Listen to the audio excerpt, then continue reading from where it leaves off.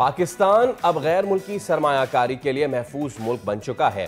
माशी महाज पर अहम कामयाबियां हासिल की। महंगाई की शरह सिंगल डिजिट पर आ चुकी। वफाकी वजीर खजाना मोहम्मद औरंगजेब ने चीनी मीडिया को इंटरव्यू देते हुए कहा है कि मुआशी इस्तेहकाम और ज़र मुबादला के ज़खायर में बेहतरी आई है। मौजूदा ज़र मुबादला ज़खायर 2.5 माह की दरामदात के लिए काफ़ी है। पाकिस्तान की मुआशी कामयाबियों को आलमी सतह पर भी सराहा गया। मौसमियाती तब्दीली के असरात मईशत पर भी पड़ते हैं। पुरुमीद है कि रवां माली साल 3.5% शरह नमू हासिल कर लेंगे। वफाकी वज़ीर दाखिला मोहसिन नकवी ने खैबर पख्तूनख्वा हुकूमत की जानिब से वापस की जाने वाली गाड़ियाँ बलोचिस्तान को देने का ऐलान कर दिया। वज़ीर आला बलोचिस्तान सरफराज बुख्ती ने सोशल मीडिया पर वफाकी वज़ीर दाखिला से दरख्वास्त की थी कि खैबर पख्तूनख्वा हुकूमत की जानिब से वापस की जाने वाली बुलेट प्रूफ गाड़ियाँ बलोचिस्तान को फराहम की जाएँ। वज़ीर आला खैबर पख्तूनख्वा सुहेल आफरीदी ने कहा था कि वफाकी वज़ीर दाखिला ने पुलिस को जो बुलेट प्रूफ गाड़ियाँ फराहम की हैं वो नाक़िस और पुरानी हैं। ये खैबर पख्तूनख्वा पुलिस की तस्दीक है। बिलावल भुट्टो ने वज़ीर-ए-आज़म शहबाज शरीफ से कुछ मुतालबात किए। सबसे अहम गंदम की कीमत और खरीदारी पॉलिसी वाज़े करने का मुतालबा था। वफाकी हुकूमत के शुक्रगुजार हैं, उन्होंने गंदम मामले पर बात सुनी। वज़ीर आला सिंध मुराद अली शाह की गुफ्तगू, कहा किसान को सपोर्ट प्राइस नहीं देंगे तो वो किसी और फसल को उगाने की तरफ जाएगा। गंदम की इमदादी कीमत 4,000 रुपये मन होनी चाहिए थी। सिंध हुकूमत चाहती है किसानों को मजीद सहूलियात दी जाएं। पाक बहरिया के जहाज यरमूक की शुमाली बहरा अरब में बड़ी कार्रवाई। एंटी नारकोटिक्स कार्रवाई में $972 मिलियन मालियत की मनशियात पकड़ ली। ISPR के मुताबिक कामयाब कार्रवाई पाक बहरिया के अज़्म पेशेवराना महारत का मजहर है। Naval chief admiral Naveed Ashraf ने यरमूक के अमले को सराहा। कहा पाक बहरिया कौमी बहरी मफादात के तहफ़्फ़ुज़ में पुरअज़्म है। सऊदी क़यादत में इस कामयाब ऑपरेशन से दोनों ममालिक की बहरी अफ़वाज के दरमियान ताउन और इंटर ऑपरेबिलिटी में मज़ीद इजाफा होगा, जो पाकिस्तान और सऊदी अरब के दिफ़ाई ताल्लुकात को मज़ीद मजबूत करेगा। और पाकिस्तान जनूबी अफ्रीका के दरमियान दूसरा टेस्ट। रावलपिंडी में पाकिस्तान का टॉप ऑर्डर दूसरी इनिंग्स में नाकाम। 4 विकेटें 60 रन पर गिर गईं। 30 रोज के अख्ताम तक पाकिस्तान ने 4 विकेटों पर 94 रन बनाए। प्रोटीज के खिलाफ 23 रन की बढ़तरी हासिल कर ली। जनूबी अफ्रीकी टीम का पहली इनिंग्स में शानदार कमबैक। 8 विकेटें गंवाने के बाद 168 रन जोड़कर अपना ही रिकॉर्ड तोड़ दिया। मेहमान टीम 404 रन का टोटल बनाने में कामयाब। पाकिस्तान पर 71 रन की बढ़तरी मिली। मुत्थु स्वामी के नाकाबिल शिकस्त 89 रन। रबाडा ने 61 बॉल्स पर 71 रन की इनिंग्स खेली। अस्सलाम वालेकुम, खुश आमदीद। भली करे आया जी आया नू बखैर रख ले। वशत के दुनिया बोल है के साथ मैं हूँ सैयद फैसल करीम और मैं हूँ सादिया साहब से। सादिया, हम क्रिकेट से अगर आगाज करें, if we start, so there is another story to it. बताना चाहेंगी आप? Yes, that is what I was saying. हम बीइंग द क्रिकेटिंग नेशन, हम थोड़े से क्रिकेट लवर्स भी हैं और क्रिकेट के बारे में हमारे जज्बात भी रहते हैं। और एक जो टॉपिक मैं अपने व्यूअर्स के साथ शेयर करना चाहती हूँ वो मेरे लिए and I think lot of people जो कल इस वीडियो को देख चुके हैं उनके लिए बहुत ही जज्बाती होगा। एब्सोल्युटली। अच्छा, कल आसिफ आफरीदी जो हैं उन्होंने एक इंटरव्यू दिया और उन्होंने जो इंटरव्यू दिया, अगर हम वो प्ले कर सकें इफ़ यू हैव इट तो ओके, लेट्स प्ले इट और फिर हम उसको सुनाते हैं। Okay, this was emotional.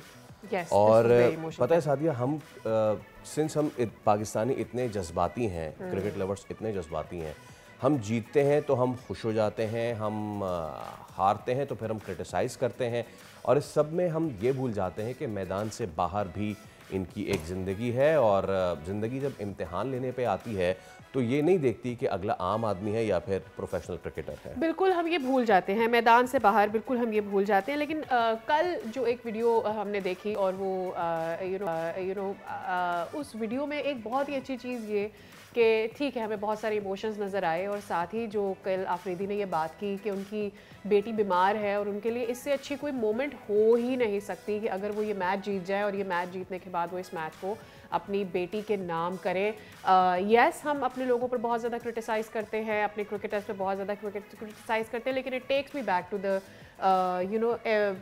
Incidents जहाँ बहुत सारे क्रिकेटर्स ने अपने घर वालों को छोड़कर, अपनी फैमिली जितने भी इवेंट्स हैं उन्हें छोड़कर वो अब यहाँ आते हैं, क्रिकेट खेलते हैं और अपना सारा दिल इस क्रिकेट में लगाते हैं। एब्सोल्युटली। मुझे कुछ इस तरह के वाक़यात पाकिस्तानी क्रिकेट से याद आ रहे हैं। हमारे जो मिडल ऑर्डर बैट्समैन थे आसिफ अली, उनकी साहबजादी भी बीमार रहीं।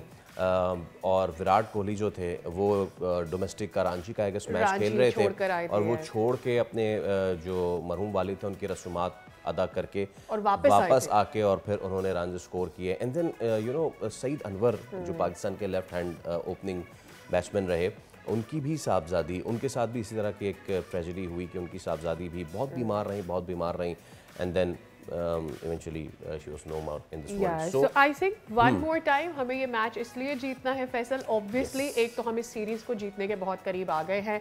फॉर वंस अगर हम इस सीरीज को 2-0 कर सकते हैं, हम टेस्ट चैंपियन को हरा सकते हैं, व्हाई नॉट। दूसरी चीज़ ये, हमें ये मैच आसिफ के लिए, आफरीदी के लिए भी जीतना है, और इसलिए जीतना है क्योंकि ये मैच अब हमारी कौम के लिए इंपॉर्टेंट हो गया, because this princess is not just Afridi की प्रिंसेस, ये हम सबकी शहजादी बच्ची है। एब्सोल्युटली। तो बाबर क्रीज पे मौजूद है, रिजवान क्रीज पे मौजूद है। मेरी दुआ है, दरख्वास्त है कि let's do it for Asif Afridi. Babar, Rizwan and the whole team सब लगा दें अपनी जान इस बार, क्योंकि जितनी इमोशनल ये वीडियो थी, it was very emotional and I was, कभी कभी आपको अपने इमोशंस ना हाइड करने पड़ते हैं। So best of luck team green, best of luck Pakistan, best of luck Asif Afridi. हम इस सब पे बात करते हैं। हमारे साथ मौजूद हैं क्रिकेट एक्सपर्ट सैयद हैदर साहब। हैदर साहब, अस्सलाम वालेकुम, शुक्रिया आपके वक्त के लिए, गुड मॉर्निंग। मैं क्रिकेट से पहले आगाज़ कर लेता हूँ and then will come to Asif Afridi वाली चीज़ भी। बाबर को बहुत अरसे बाद एक स्पिनिंग ट्रैक पे इतना अच्छे खेलते हुए हमने देखा है। कैसे उनकी इनिंग्स को आप रेट करते हैं? ही इज़ ऑन 49, लेकिन बाबर को अभी बहुत आगे लेके जाना है इस मैच को, हम सिर्फ 23 रन ऊपर हैं अभी। जी बिल्कुल, बाबर अच्छे टच में है और गेंद उनके बैट पर सही आ रही है, और हमने पहली दफ़ा देखा है इस पूरी सीरीज़ में कि जब वो स्पिनर्स को बॉडी बिल्कुल बैट के बिहाइंड आकर खेल रहे हैं। ये बड़ा ज़रूरी होता है जब आप स्पिनर्स को खेलते हैं कि आपकी बॉडी बैट के बिहाइंड हो। तो अच्छा एक स्टार्ट दिया है दोनों ने, रिजवान ने और बाबर ने। अगर दोनों ने कंसंट्रेशन के साथ खेला तो मुझे यकीन है कि पाकिस्तान 100-150 रन की आराम से ले लेगा, और इस पिच पे अगर पाकिस्तान 150 तक की लीड ले लेता है तो ये बड़ी वाइटल लीड होगी। फिर साउथ अफ्रीका के लिए जो है चौथी इनिंग्स में उसको इस हदफ तक पहुंचना ज़रा मुश्किल हो जाएगा। लेकिन सबसे अहम चीज़ ये होगी कि बाबर अपनी जो इनिंग उन्होंने कल एस्टैब्लिश की है उसको मेंटेन करें, कंटिन्यू करें, और उसको थोड़ा सा उसमें एग्रेशन भी थोड़ा सा उनको लाना पड़ेगा, क्योंकि आप अगर किले में बंद हो जाएंगे, शेल में बंद हो जाएंगे, तो फिर बॉलर आपको अच्छा अटैक करते रहेंगे। हैदर भाई, मेरे जहन में ये बात आ रही थी, कल भी मैं ये फैसल से डिस्कस कर रही थी कि ऑब्वियसली बाबर आजम के ऊपर बहुत प्रेशर रहा है। एक तो ही भी उससे एक्सपेक्ट किया जाता है वो जब ग्राउंड में होता है कि वो अच्छा करें, लोग उनको देखने आते हैं, स्पेक्टेटर्स, हर शख्स तकरीबन जो प्ले कार्ड उठा के आता है उसमें बाबर के लिए चांटिंग लिखी हुई होती है, उसके लिए नारे लिखे हुए होते हैं, तो ऑब्वियसली वो एक सारा प्रेशर है। बट ये स्टारडम इन्हीं उसकी जो भी हमने स्किल्स देखे हैं उसके बाद उसको वो स्टारडम मिला है। डोंट यू थिंक इससे बेहतर मौका नहीं हो सकता इस वक्त बाबर के लिए? बिकॉज टीम अच्छा कर रही है, हम एक मैच ऑलरेडी जीत चुके हैं, उतना प्रेशर नहीं है बाबर पर जो अदरवाइज सिचुएशन में होता है कि जी सिर्फ बाबर ही परफॉर्म कर रहा है, आगे पीछे कोई नहीं कर रहा। देखिए, अगर पाकिस्तान थोड़ी सी अपनी अप्रोच को ऑस्ट्रेलिया और इंग्लैंड वाली रखे तो मुझे यकीन है कि पाकिस्तान ये मैच भी जीत सकता है। देखिए, आप जब एग्रेशन की तरफ जाते हैं और अपने आप को बिल्कुल फ्रीली और फ्रैंकली खेलते हैं तो आपको रन्स भी मिलते हैं और आपको दूसरी टीम के ऊपर आप प्रेशर भी डाल सकते हैं। कल जो पहले 4 विकेटें गिरी हैं जल्दी वो इसी वजह से गिरी हैं। अगर आप उसको एनालाइज करें कि बहुत ज़्यादा प्रेशर लिया और गलत एक डिफेंसिव मूड में चले गए। अगर रन्स बनाने की कोशिश करते तो फिर ये ऐसा नहीं होता। अब यहाँ पे बाबर और रिजवान जो है, बाबर चूंकि बड़े बैट्समैन है, पाकिस्तान के सबसे अच्छे बैट्समैन है, इस वक्त फॉर्म में नहीं है, लेकिन उनकी क्लास तो बहुत अच्छी है, पब्लिक उनसे मोहब्बत करती है, फैंस उनको चाहते हैं, तो ज़ाहिर है एक्सपेक्ट भी करते हैं। ये तवक्को जो है ये नेचुरल होती है। ये बाबर हो, कोहली हो, दुनिया में जो भी बड़े बैट्समैन हैं, लोग उनसे चाहते हैं कि वो स्कोर करें, अच्छे रन्स बनाएं। तो बाबर के लिए भी मौका है बहुत बड़ा, पाकिस्तान के लिए भी बड़ा मौका है कि पाकिस्तान सीरीज जीत जाए। पाकिस्तान काफ़ी अर्से से हार रहा है, तो ये दोनों के लिए एक बड़ा अच्छा चांस है। और फिर अभी जैसे आसिफ आफरीदी के लिए बात हो रही थी, तो मैं समझता हूँ कि आसिफ आफरीदी के लिए भी एक गिफ्ट होगा कि अगर आप मैच जीत कर उनको टेस्ट डेब्यू पे देते हैं, तो वो जो इस वक्त एक ज़हनी की परेशानी में मुब्तला है उसके बावजूद मैच खेल रहे हैं, तो उनको भी इससे काफ़ी तक़वियत मिलेगी। मेरे ख्याल से आपने जो बात कर दी है इसी पे ज़रा बात भी कर लेते हैं, then will return to the test match again. You been covering Haider भाई क्रिकेट बहुत अरसे से, और ऐसे कई लम्हात आपने भी कवर किए होंगे, कुछ हमसे भी शेयर कीजिएगा। प्लस ये आसिफ आफरीदी ये होती है स्पोर्ट्समैन स्पिरिट, ये होती है गेम के साथ आपकी मोहब्बत कि आपने इतना लंबा वेट किया, उसके बाद आपको डेब्यू पे चांस मिला, आपने डेब्यू किया, आपने शानदार परफॉर्मेंस दी और हम सब पीछे बैठ के तालियां बजा रहे थे। हमें नहीं पता था कि जो डेब्यू कर रहा है शख्स, उसके साथ इशू इतना बड़ा है एंड ऑल। उन्होंने दुआ की दरख्वास्त भी की है और हम पूरी कौम से भी दुआ की दरख्वास्त करते हैं कि उनकी साहबजादी की जो बेहतरी है सेहत के लिए, उसके लिए दुआ करें। But please share some incidents like this. और आसिफ अफरीदी ने इस चीज़ को अपने जहन में रखते हुए भी खेला है। What a strong character he is. देखिए, ये बहुत बहुत मुश्किल होता है जब आपका बहुत ही करीबी इतना शदीद बीमार हो, तो आप खेलना तो बहुत दूर की बात है, आप खाना भी नहीं खा सकते। तो ये आसिफ आफरीदी ने जितनी हिम्मत के साथ और जितनी अपनी बहादुरी के साथ उन्होंने मैच भी खेला, विकेटें भी दी।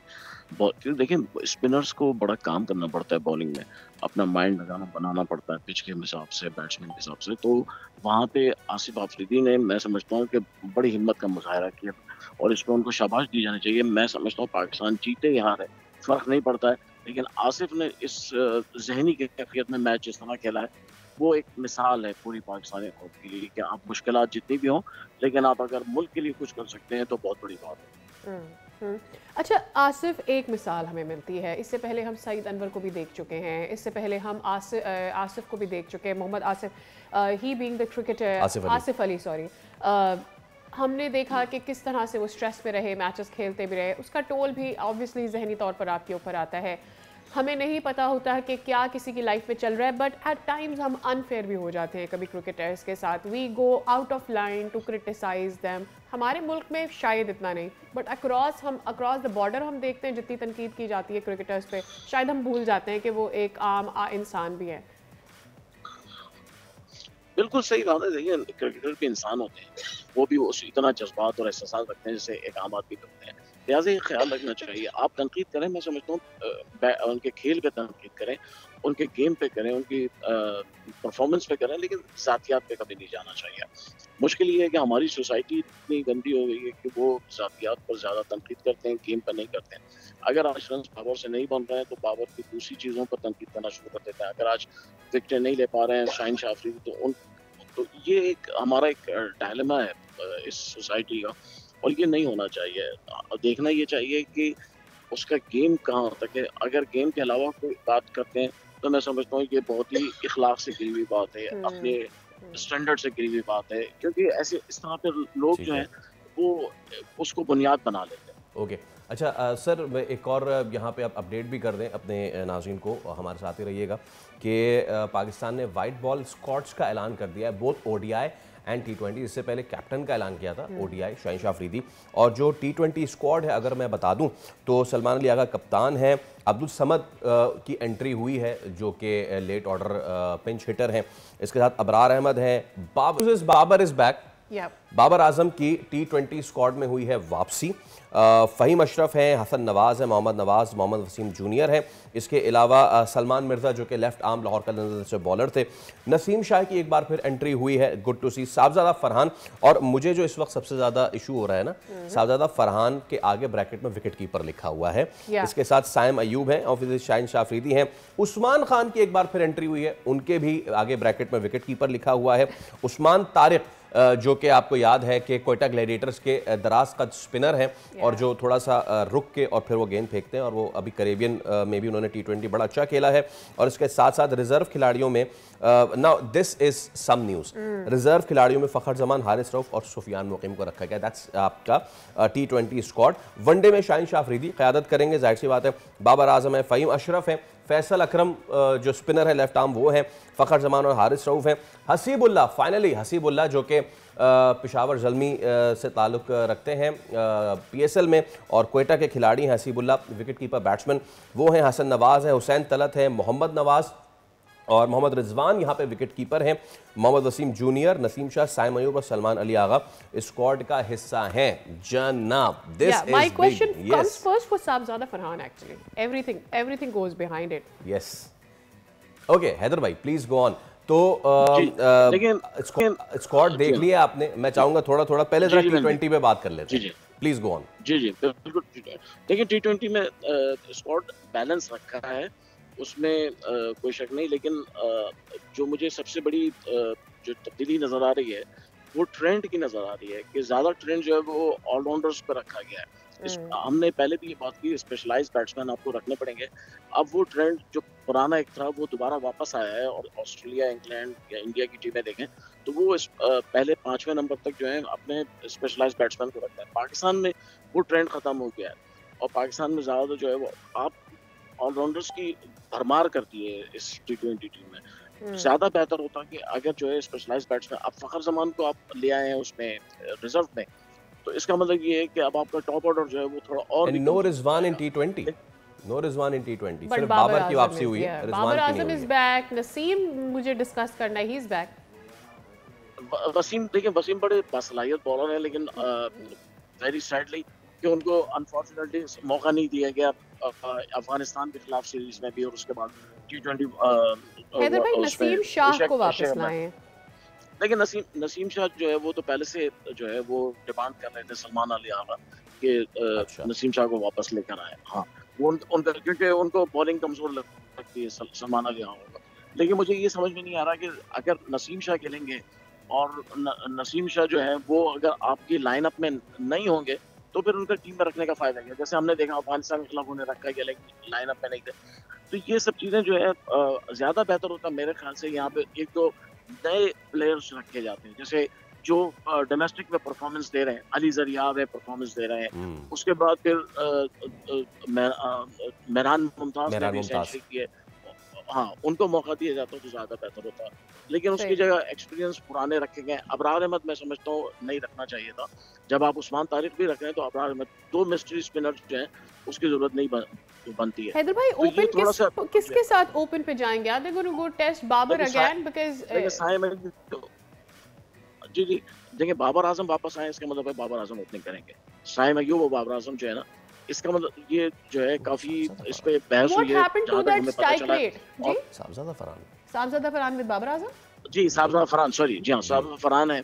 तो साहबजादा फरहान तो आपके एस्टेब्लिश ओपनर हैं, वो पहले से ओपनिंग कर रहे तो हैं। वो जो हम स्ट्राइक रेट के जंग जीतना चाह रहे थे उसका क्या हुआ फिर? Because are we expecting Babar go all the way out of his style? वो तो नहीं, मेरे टाइम ख्याल से लेंगे। सेलेक्टर से सीरीज जीतने में जाना चाहता है, उनको इससे गज़ नहीं है स्ट्राइक रेट क्या होगा। जो जैसी टीम अनाउंस की गई है, मुझे उसमें देखें, जो टीम भी आप बनाते हैं ये सोच के बनाएं कि T20 वर्ल्ड कप है 4 महीने के बाद, 4-5 महीने के बाद, फिर उसमें आप क्या दोबारा चेंजेस करेंगे? ये सबसे बड़ा सवाल है कि आप अभी क्या टीम बना रहे हैं। और आपने श्रीलंका का जो जिम्बाब्वे के साथ ट्राई नेशन खेलनी है उसकी भी टीम अनाउंस कर दी है। इसका मतलब है उसके बाद आपके पास फिर कोई सीरीज नहीं है वर्ल्ड कप तक। तो वर्ल्ड कप तक फिर आप कैसे प्लेयर्स को चेक करेंगे? ये सबसे बड़ा अच्छा, मैं ना इसमें अब हम T20 का एक मैं आपसे और सवाल करूँ। बॉलिंग लाइनअप तो चलें, फ़हीम अशरफ भी हैं ऑलराउंडर, इनके साथ आपके वसीम जूनियर भी हैं, दो आपके सॉर्ट ऑफ पेसर्स ये हो गए। फिर नसीम शाह, और मतलब पेस हैवी इन्होंने इस बार किया है, Naseem Shah, Salman Mirza and then Shaheen Shah Afridi. But मेरा सवाल बनता है अब उस्मान खान पे। उस्मान खान को मेरे ख्याल से बहुत मौके मिल चुके हैं हैदर भाई, बहुत मौके, और ऐसे नहीं थे कि बहुत मुश्किल मैचेस उन्हें मिले। वो USA वाला मुझे वर्ल्ड कप बहुत अच्छी तरह याद है। मतलब उस्मान खान अभी तक ग्लू नहीं कर पाए हैं when it comes to international cricket. PSL में ठूठा चल जाती है, आप इंटरनेशनल क्रिकेट में तगड़े बॉलर्स के खिलाफ विकेट से हट के इधर उधर मतलब एड़े पड़े शॉट नहीं मार सकते। उस्मान खान की इंक्लूजन को कैसे देखते हैं आप? नहीं, देखिए उस्मान खान की जो शमूलियत, मैं तो पहले से हमेशा भी कहता है उनकी टेक्निक सही नहीं है, वो उनको पता नहीं है कि बैटिंग कैसे की जाती है बड़े बॉलर्स के खिलाफ।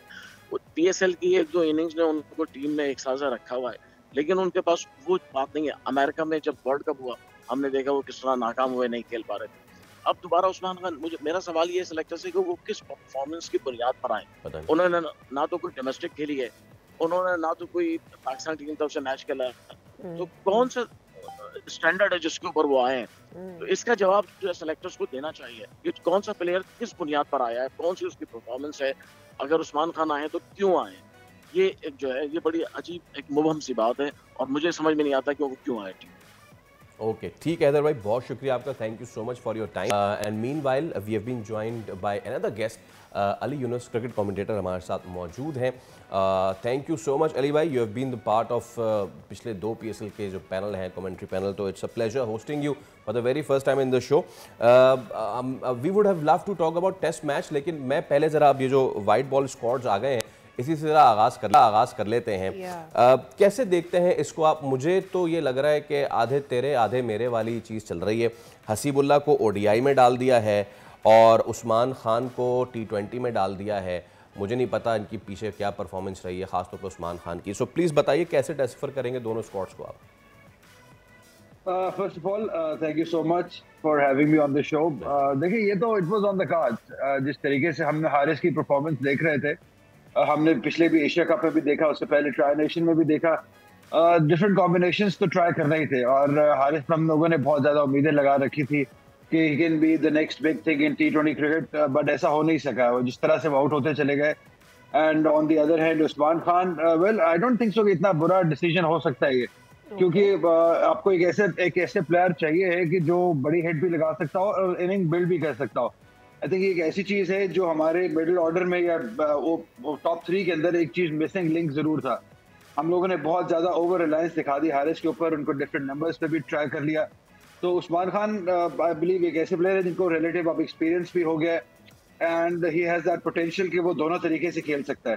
तो आई डोंट सी इट, क्योंकि अब दोनों ही एक ही जैसे प्लेयर है, बट थोड़ा सा अगर एडवांटेज में उस्मान खान को दूं तो उनको एक्सपीरियंस का है और वो बड़ी लंबी इनिंग खेलने का उनके पास थोड़ा पोटेंशियल ज़्यादा है आई बिलीव। ऑलराइट, किस तरह से देख रहे हैं साहबजादा फरहान के रोल को? Will he be doing keeping for us? और क्या अब हम पहले हम रिजवान से हारिस पर आए थे, अब हारिस से थोड़ा सा और हमने लेवल नीचे किया है कीपिंग का? देखिए, आई डोंट वांट कि साहबजादा फरहान जो है वो नेक्स्ट उमर अकमल बन जाए, कि जो कि बैटर हैं बट वो विकेट कीपिंग उनका प्रेशर उन पर डाल दिया जाए। और हमने ऑलरेडी एशिया कप में और ट्राई नेशन में देखा कि वो इतने फुली फिट या सुपर फिट जिसे बोलते हैं ऐसे नहीं है, उनको इंजरीज या क्रैम्प्स पड़ते रहते हैं, जो हमने देखा अक्सर आप देख रहे हो मैचेस के अंदर भी। तो मैं अगर if I am the selector और द कैप्टन और द कोच, मैं ऐसा नहीं चाहूंगा कि साहबजादा फरहान के ऊपर एक्स्ट्रा बर्डन डाला जाए। आपके पास अगर कीपर बैटर्स हैं, मौजूद हैं, तो व्हाई नॉट? आप उस्मान खान को लेके जाएंगे तो उस्मान खान ही खेलना चाहिए rather than putting extra pressure on Sahibzada Farhan. तो मेरे लिए तो ये it's a no. I think आपको स्पेशलिस्ट कीपर ही होना चाहिए। तो I don't want another Umar Akmal in making. अच्छा, let's look at the nomenclature.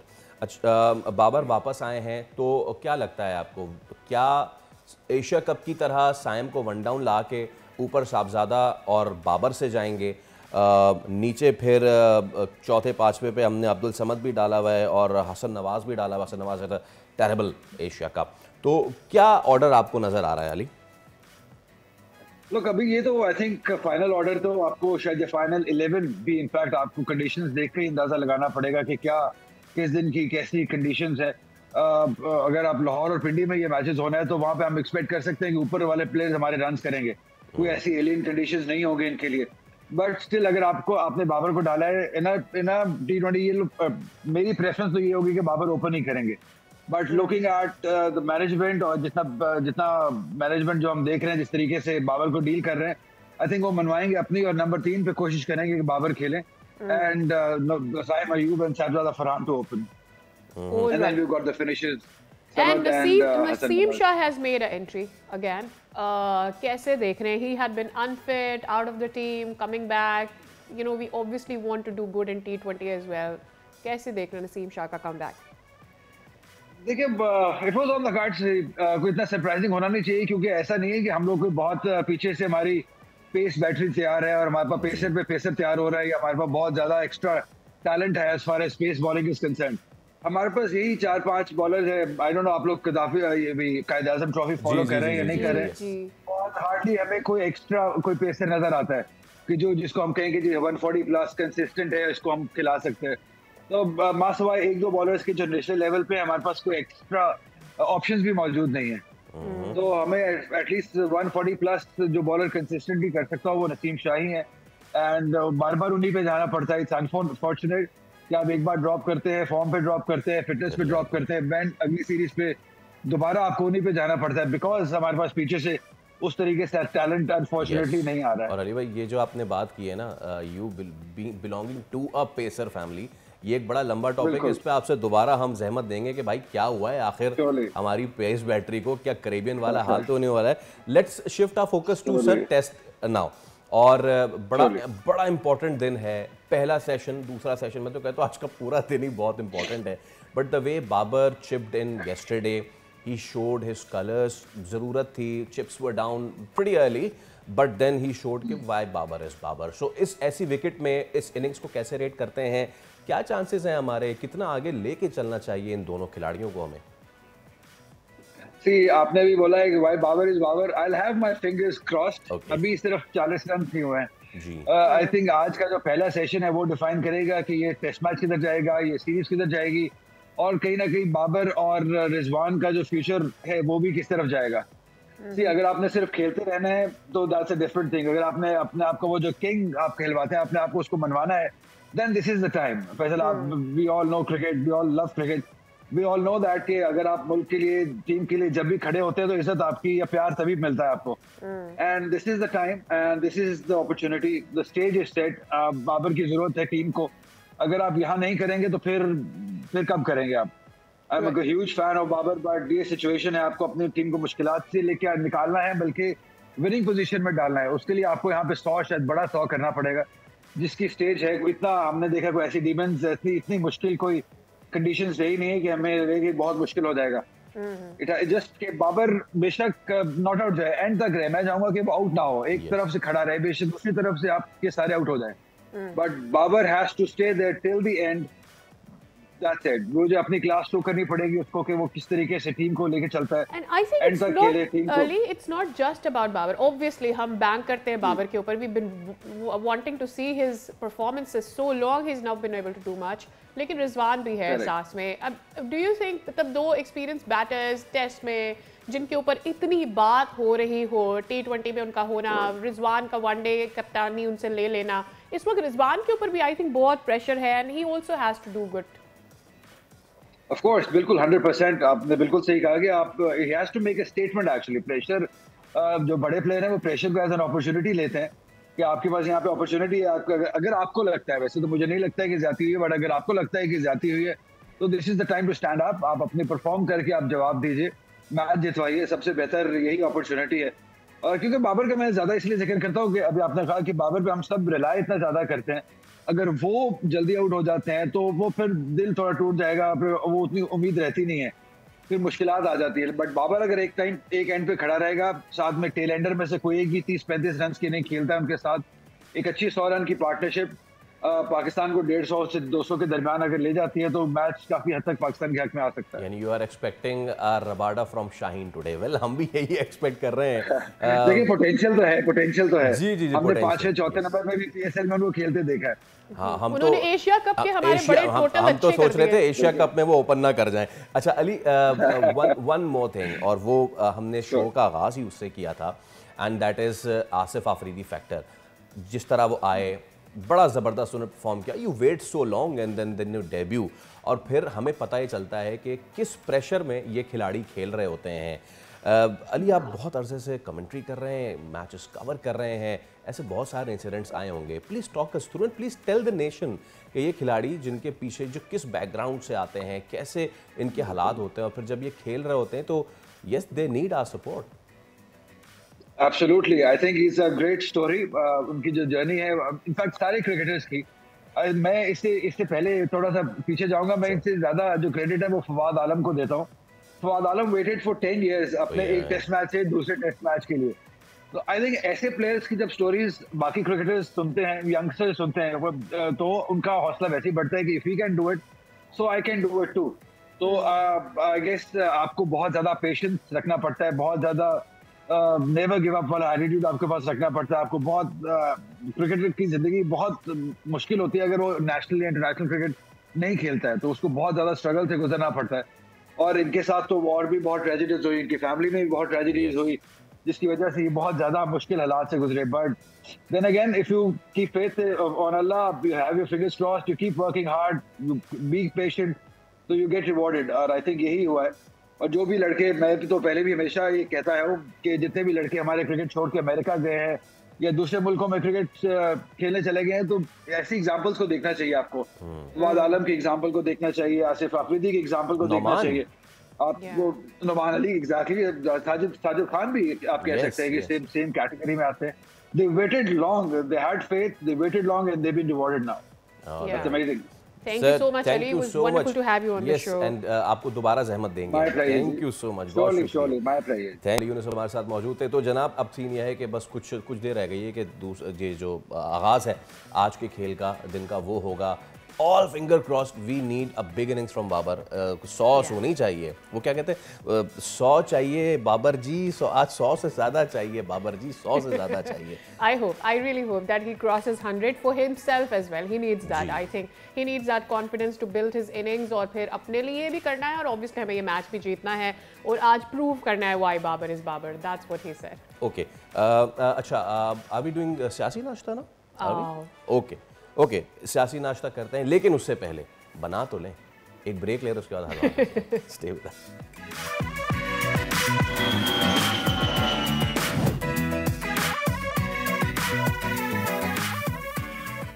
बन गया है नाश्ता सियासी जनाब आला, लेकिन ये अगेन बात ये है सादिया, बहुत दिनों से एक कन्फ्यूजन चल रही है और वो ख़त्म होकर नहीं दे रही है। वो क्या है, वो आपको बता देते हैं। अब वफाकी वज़ीर दाखिला मोहसिन नकवी ने ऐलान किया है कि खैबर पख्तूनख्वा हुकूमत की जानिब से वापस की जाने वाली बुलेट प्रूफ गाड़ियाँ बलोचिस्तान को फराहम की जाएंगी। आपको नहीं चाहिए तो हम किसी और को दे देंगे। अच्छा, अब इसके ऊपर एक और चीज़ ये भी है कि काफ़ी दिन हो गए हैं हल्फ उठाए सुहेल आफरीदी को, लेकिन वो बना के नहीं दे रहे कैबिनेट। आखिर क्या कोई कंफ्यूजन है? वो कंफ्यूजन ये है कि क्या पीटीआई के बानी बोलेंगे और फिर उसके बाद वो क्लियर होगा। तो जब तक डिसीजंस वहाँ से होंगे और कोई भी अथॉरिटी नहीं दी जाएगी वज़ीर आला साहब को, I don't think it is going to be easy for PTI to run this fight. हमारे साथ मौजूद है Afsa Komal, senior anchor person for Bol news. Afsa, a very very good morning to you. It's always wonderful to have you on the show. अब मुझे ये बताएं कि जी पहले वज़ीर आला इस्तीफ़ा देंगे, वो इस्तीफ़ा मंजूर होगा नहीं होगा, फिर गाड़ियाँ, और फिर अब ये कैबिनेट नहीं बन रही, तो 9 रोज़ गुजर चुके हैं, तो सूबाई काबीना तश्कील नहीं हो पा रही है। क्या लगता है कहाँ पर हिच है पूरे मामले में? जी बहुत शुक्रिया। देखिए, कैबिनेट तश्कील ना करने के पीछे एक वजह तो ये बताई जाती है कि उन्होंने काबीना इमरान खान से बातचीत करके उनके मशवरे के मुताबिक ही तश्कील देनी थी। और दूसरी जो हमें बादी नज़र में वजह नज़र आती है वो ये है कि नए जो सीएम साहब हैं वो इसको एक प्रेशर टैक्टिक के तौर पे इस्तेमाल कर सकते हैं कि काबीना तब तक तश्कील नहीं दी जाएगी जब तक कि उनकी इमरान खान से मुलाकात ना हो जाए, क्योंकि गालिबन काबीना में कौन कौन शख्स शामिल होगा उसमें तो एक हद तक ही इमरान खान अपना मौक़िफ़ उनको देंगे, लेकिन ओवरऑल उनका बयानिया क्या होना चाहिए, ये जो गंडापुर को तब्दील करके उनको लाया गया है तो उनकी अप्रोच किस तरीके से होनी चाहिए, इस हवाले से उनको इमरान खान ने ही गाइडलाइंस देनी है। सो ऐसा नज़र आता है कि काबीना की तश्कील को जो रोका गया है और मुख्तसर कैबिनेट तश्कील देने की जो बातें की जा रही हैं उससे डे टू डे बिजनेस तो चलाया जा सके सूबे का, लेकिन जब तक उनकी इमरान खान से मुलाकात नहीं हो सकती तब तक इसको एक प्रेशर टैक्टिक के तौर पे इस्तेमाल किया जाए ताकि उनकी ये मुलाकात करवा दी जाए ताकि वो आगे के लिए गाइडलाइंस उनसे ला सकें। तो बज़ाहिर तो सीएम साहब का ये जो मौक़िफ़ है, ये जो फैसला है, इसके पीछे यही हमें वजह नज़र आती है। अच्छा, अफसा, खैबर पख्तूनख्वा के जो सिक्योरिटी इदारे हैं उनकी जानिब से दहशतगर्दी का मुकाबला करने के लिए we need to give them all the support because that is the hot spot, right. अच्छा, बुलेट प्रूफ गाड़ियों का जो था मुतालबा वो ये कह के वापस करने के ये नाक़िस हैं, और फिर अब बलूचिस्तान ने कहा भाई हमें दे दें आप, तो इस रवैये को आप कैसे समझती हैं? देखिए, सियासत हमें दोनों तरफ से होती हुई नज़र आ रही है अनफॉर्चुनेटली, और ये बड़ा संजीदा मामलात हैं, सिक्योरिटी के मामलात हैं। पाकिस्तान का वो सूबा है खैबर पख्तूनख्वा जो आज से नहीं दहाइयों से सबसे ज़्यादा इफेक्टेड है दहशतगर्दी से, तो ये एक बड़ा इंसेंसिटिव सा रवैया हमें नज़र आता है। ये 3 बुलेट प्रूफ गाड़ियों का मामला था जो वज़ारत दाखिला ने दी थी। सीएम साहब पहले एक तरफ तो वो शिकवा करते हैं खैबर पख्तूनख्वा के सीएम के हमें वसाइल नहीं दिए जा रहे, तो जो कुछ मिल रहा है वो तो रख लेना चाहिए था। जो तनाज़ा इसके ऊपर बना ये बड़ा मज़ाहिका खेज़ नज़र आता है कि फिर उसके बाद बलूचिस्तान के सीएम ने कहा कि हमें दे दी जाएँ गाड़ियाँ। सो जो मुतालबात खैबर पख्तूनख्वा की हुकूमत के हैं फाटा मर्जर की मद में उसके बाद जो पैसे मिलने थे वो ना मिलने का शिकवा है, वसाइल की कमी का शिकवा है उन लोगों की तरफ से। मेरे ख्याल से इसके ऊपर जो विफाक की अप्रोच होनी चाहिए वो बहुत संजीदा होनी चाहिए, ताकि एक वर्किंग रिलेशन किसी हद तक तो कायम हो सके। क्योंकि जो CM साहब हैं वो तो ये एजेंडा लेकर आए हैं, ये टास्क लेकर आए हैं कि उन्होंने विफाक के साथ, खा वो छोटा सा मामला हो, ये गाड़ियों का, बुलेट प्रूफ गाड़ियों का मामला हो या कोई और हो, उसके ऊपर इख्तलाफ ही करना है। उसको किस तरीके से अवॉइड किया जा सकता है, इसमें विफाक का एक अहम रोल हो सकता था, जो हमें इस मामले के ऊपर तो बड़ा एक दोनों तरफ से सियासत होती हुई नज़र आई है। सो ऐसा नज़र आता है कि आइंदा दिनों के अंदर कम अज़ कम एक वर्किंग रिलेशन बनाने के लिए जो ग्रीवेंसेस हैं सूबाई हुकूमत के, खैबर पख्तूनख्वा के, उनको कम अज़ कम संजीदगी से वफाकी हुकूमत को एड्रेस तो करना होगा अगर उनको एक इत्तफ़ाक़ राय कायम करना है अपनी जो काउंटर टेररिज्म के हवाले से स्ट्रैटेजी है उसके एतबार से। सो अभी तक हमें बज़ाहिर इस मामले के ऊपर तो नज़र आता है कि इख्तलाफ राय सियासत ज़दा होता हुआ ये मामला, लेकिन सेकेंडली इस बात के ऊपर हमें ज़ोर देना चाहिए कि सूबे को वो वसाइल देने चाहिए ताकि वो अपने तहत भी काउंटर टेररिज्म के लिए इक़दाम कर सके, जो कि इस वक्त उनके पास ये वसाइल मौजूद नहीं है। एक और डेवलपमेंट है, मुझे नहीं अभी तक फ़िलहाल समझ आया कि क्या ये महाज बन जाएगा, ये एग्रेशन कहा जाएगा इसे, या ये कहा जाएगा कि ठीक है जी इस मामले को सॉल्व करने का एक तरीका है। एक जानिब हम देख रहे हैं कि दोहा में मुज़ाकरात जारी हैं, ऑन द अदर साइड हम देख रहे हैं कि ग्रैंड जिरगे की बात की जा रही है। आपको क्या लग रहा है इस वक्त जिसको हम हार्ड लाइन कह रहे हैं KPK को, उसमें ये ग्रैंड जिरगा रखना कितना मौसर हो सकता है? जी देखिए, अहम तो वही प्लेटफॉर्म है जहाँ पर दो मुल्कों की सतह के ऊपर बात हो रही है। दुनिया की दूसरे मुल्क इसके अंदर सालसी का किरदार अदा कर रहे हैं, कतर और तुर्की की तरफ से, जो कि बड़े अहम ममालिक हैं और उनकी जो बात है उसकी बड़ी अहमियत है दोनों ममालिक के लिए, जिनको मुज़ाकरात की मेज़ पर वहाँ बिठाया हुआ है पाकिस्तान और अफ़गानिस्तान। सो यकीनी तौर पर वो प्लेटफॉर्म अहम है, वहाँ से जो बात सामने आएगी। अनफॉर्चुनेटली अभी तक जो बयानात हैं उससे ऐसा लगता नहीं है। पाकिस्तान के वज़ीर दिफ़ा जो गुफ्तगू कर रहे हैं उसमें हमें इतना उम्मीद का एलिमेंट उनका नज़र नहीं आता है, क्योंकि ये बंद कमरे में हुए हुए इजलास हैं। इसमें जो जवाबात तालिबान की तरफ से दिए गए होंगे उससे वही वाकिफ़ हैं। सो हमें इतनी उम्मीद उनकी बातों में नज़र नहीं आती है। दूसरी तरफ से तालिबान की वजारत दिफा भी जो वजाहत जारी कर रही है उसमें हमें TTP का नाम लेकर जो पाकिस्तान का उनसे बुनियादी मुतालबा है उसको वो एड्रेस करते हुए नज़र नहीं आ रहे। वही जनरलाइज किस्म के कॉमेंट्स हैं जो इससे पहले भी वो दे रहे थे कि हम अपनी सरजमीन इस्तेमाल नहीं होने दे रहे हैं। सो आई थिंक वही प्लेटफॉर्म सबसे अहम है।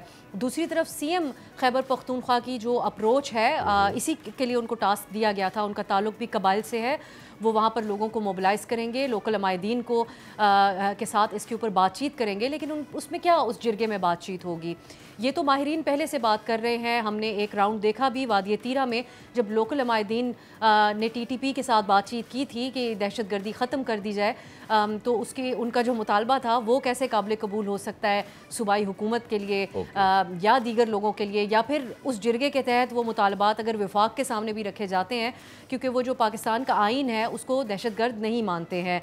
वो ट्राइबल एरियाज़ के अंदर आज़ादाना तौर पर घूमने की इजाज़त चाहते हैं, शरीयत के निज़ाम का नफाज चाहते हैं, तो क्या वो काबिल कबूल होगा? क्या वो बात इस जिरगे के तहत वफाक के सामने रखी जा सकेगी? तो मुझे बिल्कुल एक useless exercise. Short on time मैं आपसे एक और भी इशू पे बात करना चाहूँगा, और वो ये कि PTI की महमूद खान अचकज़ई को कायदे इख्तलाफ के लिए नामजद किया गया है। अब पार्टी में इसमें शदीद इख्तलाफात, वजूहात क्या देखती हैं इसकी ये बताइए, और साथ ही क्या इसका मतलब ये है कि पार्टी में मज़ीद तकसीम या धड़ेबंदियाँ हैं? पार्टी के अंदर बहुत सारे धड़े तो पहले से मौजूद हैं। PTI के अंदर एक और भी पिछले दिनों खबर सामने आई थी कि सूबाई कैबिनेट के अंदर गैर मुंतखब लोगों को शामिल ना किया जाए। सिर्फ खैबर पख्तूनख्वा के अंदर भी PTI के बहुत सारे धड़े हैं और लोग अपने आप को उस धड़ों के साथ आइडेंटिफाई करते हैं, बजाय इसके कि ये बात की जाए कि ये पाकिस्तान तहरीक इंसाफ के रुकन हैं। सो CM साहब के लिए, जैसे आपने आगाज़ में भी पूछा कि कैबिनेट तश्कील के अंदर उनके लिए ये भी एक मसला था कि अगर इमरान खान की तरफ से ये जाहिर किया जाए कि ये तमाम काबीना के नाम अप्रूव किए गए हैं तो CM साहब को टारगेट नहीं किया जाएगा इन धड़ों की तरफ से। इसी तरह अचकज़ई साहब का नाम अपोजिशन लीडर के लिए देना, ये भी हमें इसकी भी एक यही वजह नज़र आती है कि पार्टी के अंदर कोई ऐसा शख्स नहीं है जिसके ऊपर इत्तफाक़ राय हो। अचकज़ई साहब के ऊपर भी, उनके नाम के ऊपर भी इत्तफाक़ राय नहीं है। देखिए, इमरान खान साहब ने माजी में बहुत तनकीद की थी अचकज़ई साहब पर, और अब वो तमाम इख्तलाफात भुलाकर उनके साथ शामिल हुए थे। लेकिन PTI के अंदर अगर इत्तफाक़ राय कायम करना है तो पार्टी के अंदर से ही किसी शख्स को सामने रखना होगा। लेकिन यकीनन PTI के लिए ये एक चैलेंज ज़रूर है।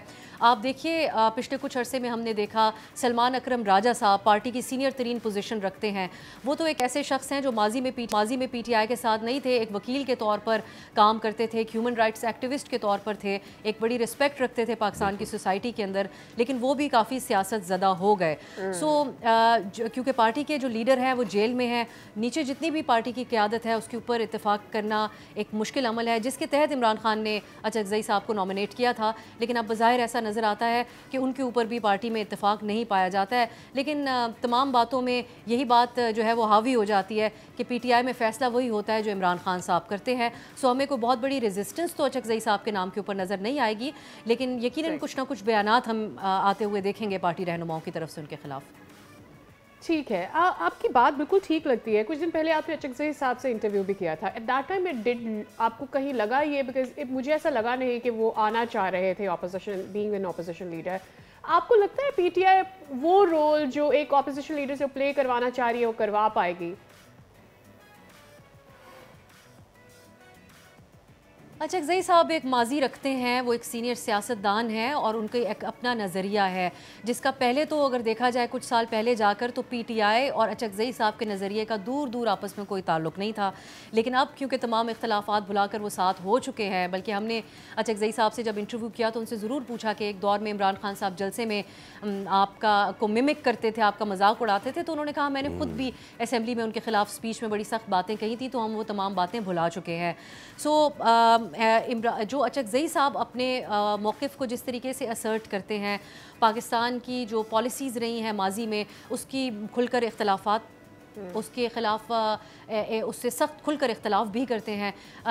ग़ालिबन इमरान खान साहब उसी का फ़ायदा उठाना चाह रहे हैं, लेकिन एक और एतबार से भी उनको देखा जाता है। उन्होंने एक वर्किंग रिलेशन इंजॉय किया है इन पार्टीज़ के साथ जो इस वक्त हुकूमत में हैं। सो अगर मुमकिना तौर पर मुफाहमत की कोई बात होती है तो बजाय इसके कि PTI का कोई लीडर सामने हो, अचकज़ई साहब एक ऐसी पोजीशन और एक रिस्पेक्ट ज़रूर आज की तारीख़ तक भी रखते हैं, उनके अपोजिशन लीडर नामज़द होने के बावजूद भी रखते हैं कि जो हुकूमत में मौजूद इत्तेहाद है नून लीग पीपल्स पार्टी का, उनके साथ कोई पैगाम रसानी या बातचीत का रास्ता हमवार कर सकें PTI के लिए, जो कि अभी हमें सियासी एतबार से तो PTI इन जमातों के साथ एक दीवार से लगी हुई नज़र आती है, क्योंकि PTI बार आ चुकी है कि हमने पॉलिटिकल पार्टीज से नहीं इस्टेब्लिशमेंट से बात करनी है। तो अगर कहीं पर उनको एमरजेंसी एग्जिट चाहिए हो और सियासी जमातों से बात करनी हो तो अचकज़ई साहब उसके लिए किरदार अदा कर सकते हैं। ओके, बहुत शुक्रिया Afsa, it was a pleasure having on the show. तो देखते हैं कि ये जो मामलात हैं, चाहे वो बुलेट प्रूफ गाड़ी हो या फिर जिरगा, ये किस करवट बैठता है। हम इस पे एक ब्रेक ले रहे हैं इस वक्त। ब्रेक के बाद हाजिर होंगे। There is another important segment to discuss it with you, लेकिन एक ब्रेक के बाद रहिए हमारे साथ।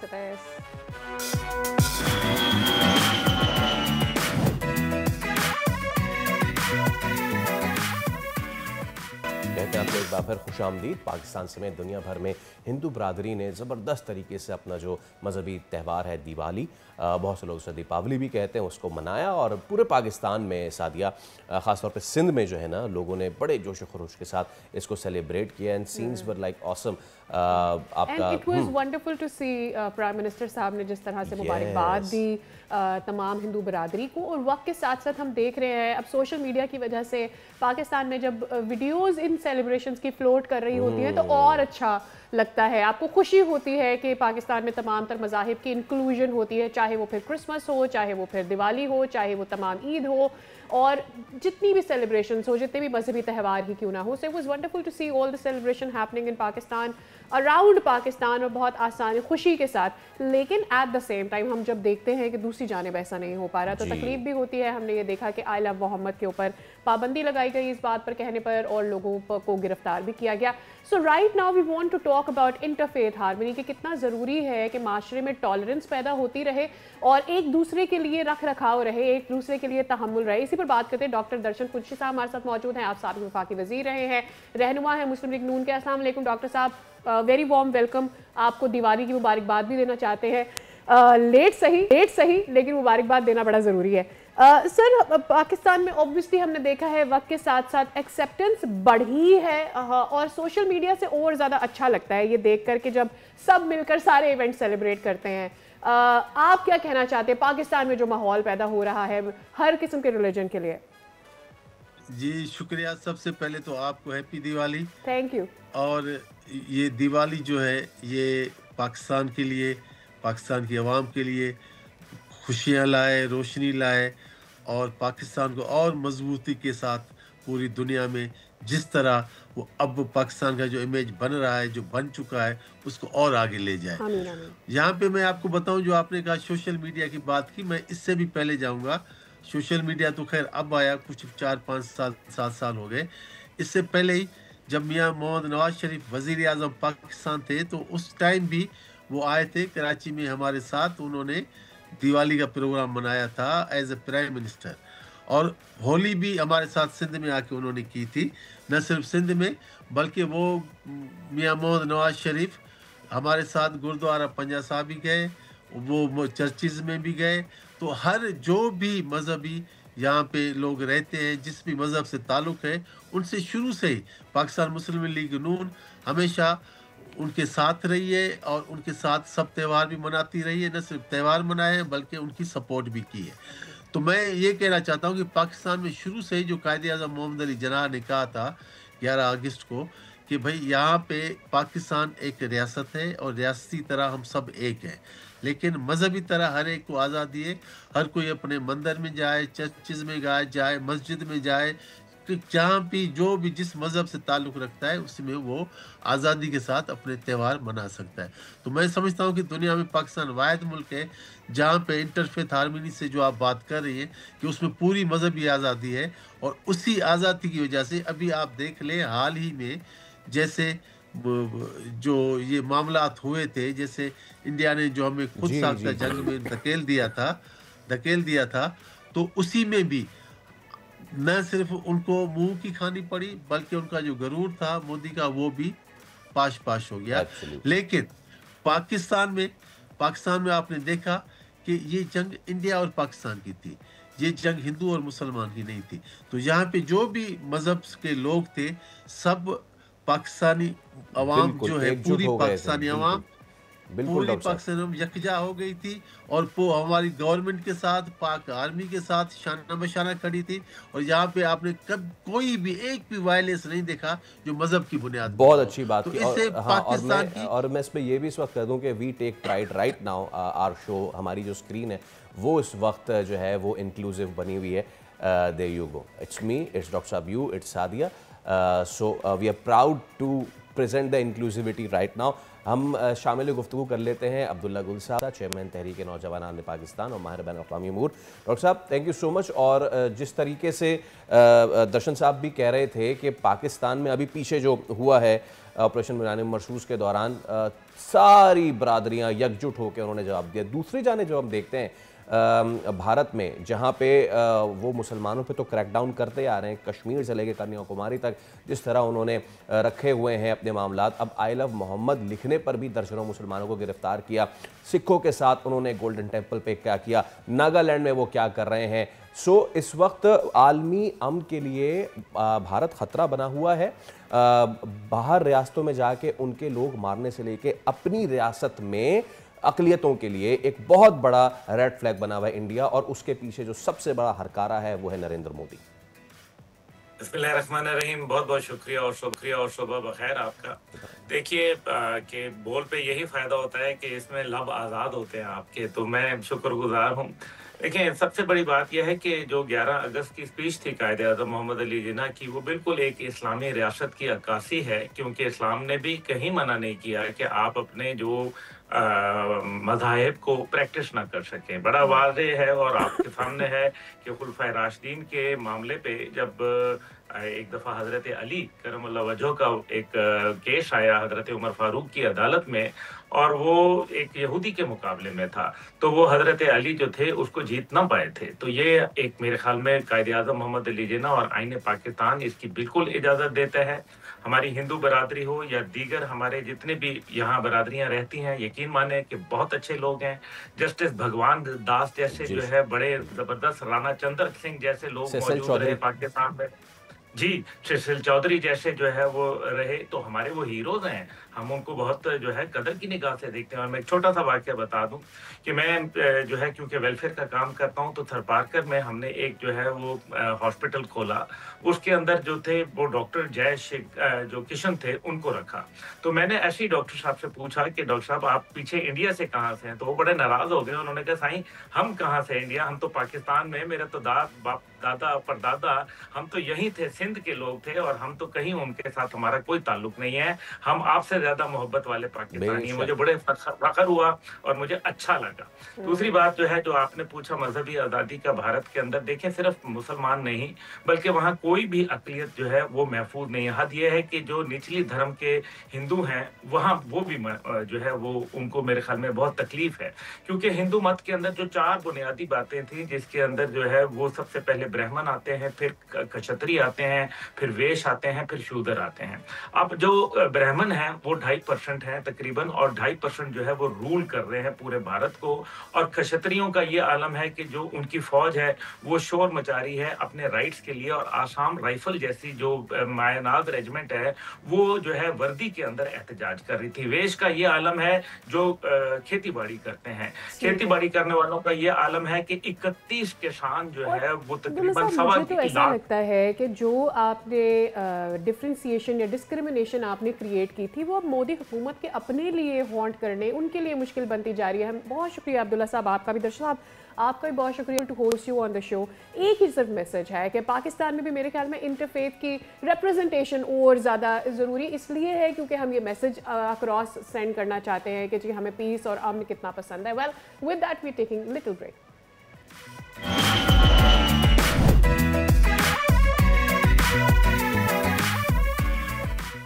या फिर आपको कहेंगे खुश आमदीद।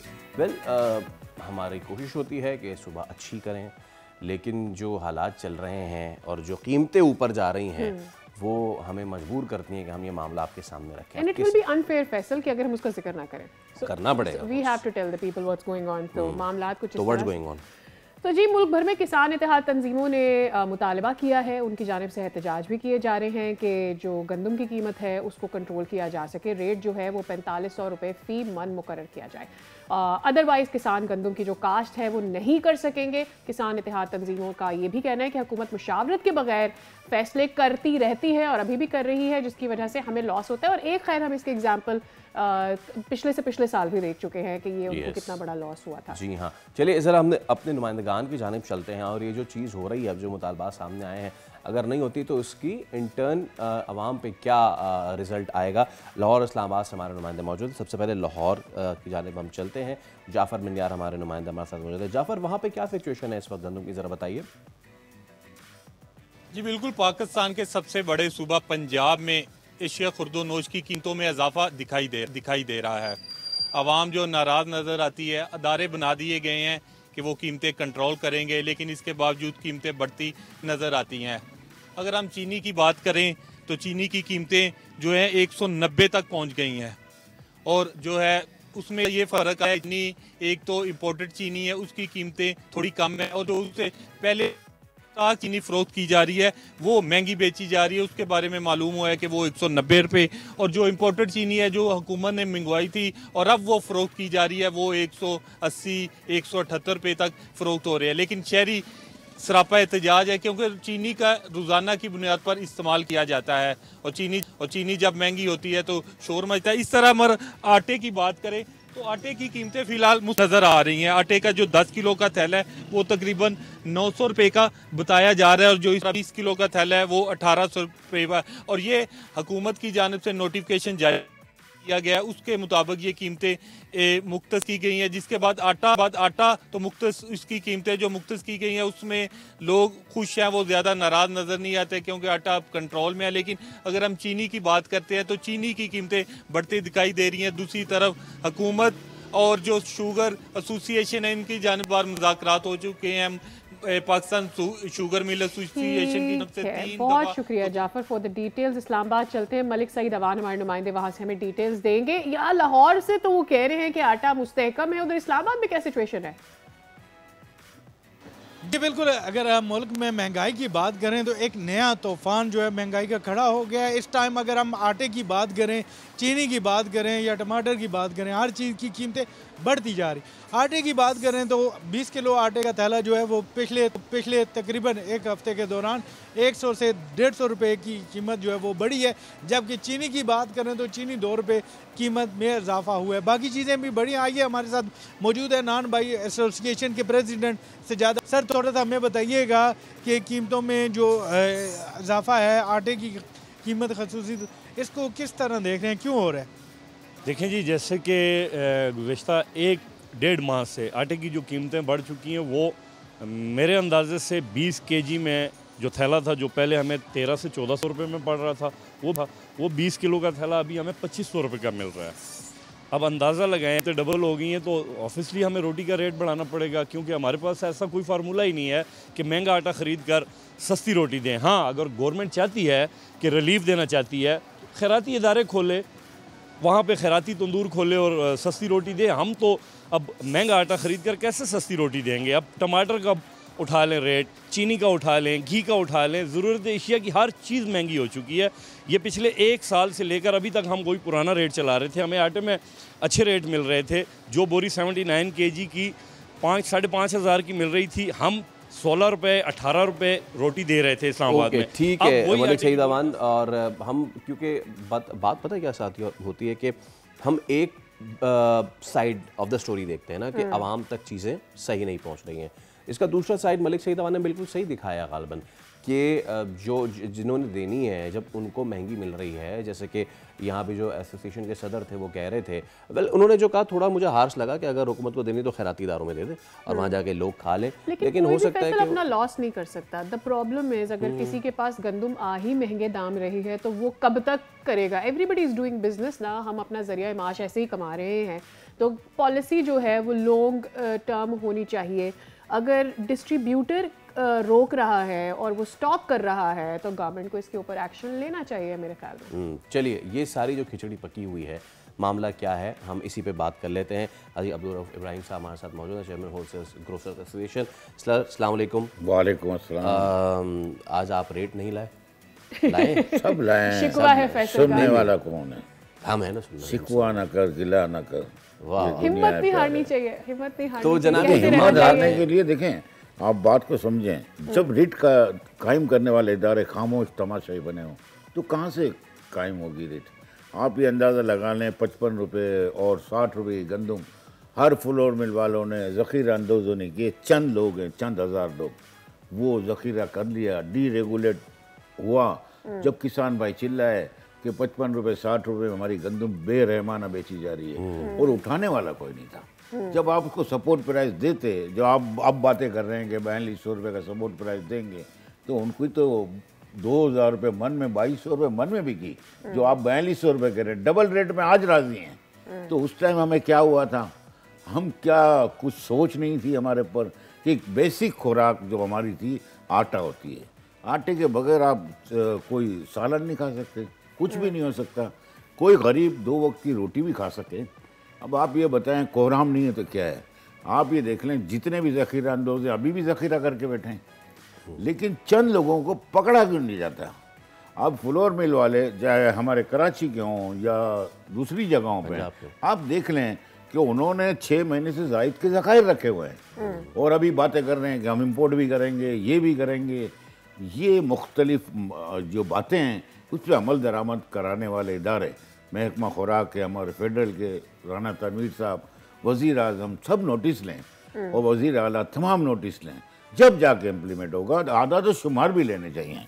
देखें, आप ये देख लें कि आटे के रेट फिक्स किए कमिश्नर साहब ने, मैं रिसेंटली बता रहा हूँ, उन्होंने रेट फिक्स किए हैं 94 रुपये 2.5 नंबर आटा और फाइन आटा 100 रुपये। ये आप देख लें, लेकिन अमल दरामद कहीं नज़र आ जाए तो ये भी बोल दें। अब आज बिक रहा है 2.5 नंबर आटा 110 रुपये, लिस्ट में क्या है 94।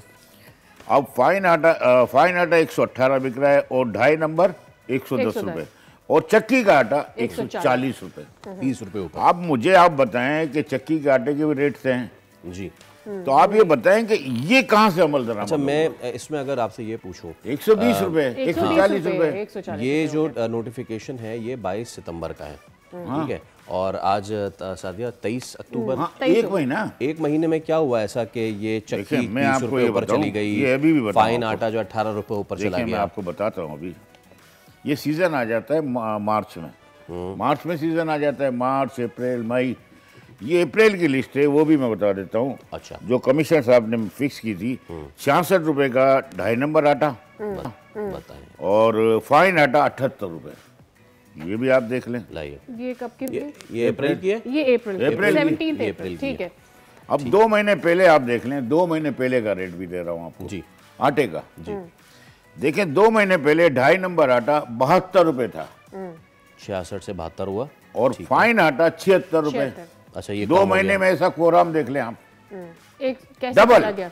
डबल रेट हो अच्छा, क्या इसकी मैं एक लेमैन के तौर पर आपसे पूछ रहा हूँ ना, क्या इसकी वजह सैलाब, उससे होने वाली फसलों की तबाही, उसको दें के ऊपर जो ट्रांजिट बंद हुआ है उसको दें? टमाटर तो उसी की वजह से इतना वो हुआ। टमाटर सब्जियां तो अलग चीज़ है, ठीक है। एक मैं बात कहता हूँ, बेसिक खुराक पे आते हैं। हम ये समझना चाह रहे हैं अभी भी हुकूमत वक्त से कि मार्च, अप्रैल, मई, जून, जुलाई, अगस्त, सितंबर, अक्टूबर, 8 महीने हो गए, 4 महीने रह गए हमारे पास। सिंध में वाफिर मकदार में गंदम है, पंजाब में वाफिर मकदार में गंदम है, कोई शॉर्टेज नहीं है। अब आप पंजाब का रेट देखेंगी, रुपए का रेट है अभी जो आप बैन सुन रहे थे। अभी आप सिंध में जाएंगे तो ये रेट है, कराची में। अगर आप उधर जाएं KPK में 150 रुपये किलो आटा है, बलूचिस्तान में जाएं 160 रुपये किलो आटा बिक रहा है। भाई ये पाकिस्तान एक इकाई है, चाहे बलूचिस्तान हो, KPK हो, या सिंध हो या पंजाब हो, सबका रेट एक होना चाहिए। लेकिन हमारे यहाँ ये हो गया है कि कोई सुनने वाला भी नहीं है। अगर पंजाब के पास वाफिर मकदार में गंदम भी है तो उनको सप्लाई दी जाए, ताकि उनको भी परेशानी है, और रेट दिन ब दिन बढ़ते जा रहे हैं। और दूसरा मौजूद आपको मैं लाऊं कि चीनी में भी आपने देखा होगा कि 100 रुपये की कॉस्टिंग हुई और 200 रुपये की बिक रही है ना आज। अब ये चीनी हमने इम्पोर्ट कर ली, 4 लाख टन, 3 लाख टन आ चुकी है, खलीज की, ब्राज़ील की, थाईलैंड की, ये मैं बताना जा रहा हूँ, वियतनाम, आपने सुना है ये नाम जी। अब ये आ रही है चीनी। अब आप मुझे बताएं कि वो 76 आ चुकी है, 76 रुपये किलो बिक रही है, ठीक है, 176, और पाकिस्तानी चीनी 190 रुपये बिक रही है। वजह क्या है? आप पूछे मुझसे क्या वजह है? क्या वजह? चीनी तो वही है। अब आप ये बताएं कि चाय का आप बोल रहे हैं मुझे 2 चम्मच डालने, तो वो आपकी शिकायत करेगा कि चीनी कम डाल लिया आपने। है वही 2 चम्मच, लेकिन 2.5 चम्मच यूज़ करोगे जब आपको उस मिकदार पूरी होगी। इसकी वजह यह है कि पाकिस्तान की जो शुगर मिलें होती हैं वो रॉ मटेरियल के साथ ही चीनी बना के फाइन कर देती हैं। ओके। और ये रॉ मटेरियल पे चलती है जिसपे मिठास कम होती है। मिठास कम होती है तो रेट का डिफरेंस आ गया। हमने इंपोर्ट कर ली, ओवर इंपोर्ट हुई। अभी पाकिस्तानी चीनी मिल रही है ना, 4 लाख टन मंगाना कोई टूक थी। मुझे ज़्यादा अफसोस इससे है कि हम वियतनाम से मंगा रहे हैं। वियतनाम मेरे ख्याल से हमारे पाकिस्तान के किसी शहर से भी बड़ा नहीं होगा। थाईलैंड देखें, ब्राज़ील देखें, वो कंट्री आप देखें, वो पीछे हैं। हम एग्रीकल्चर को फ़रोग़ ही देना नहीं चाह रहे।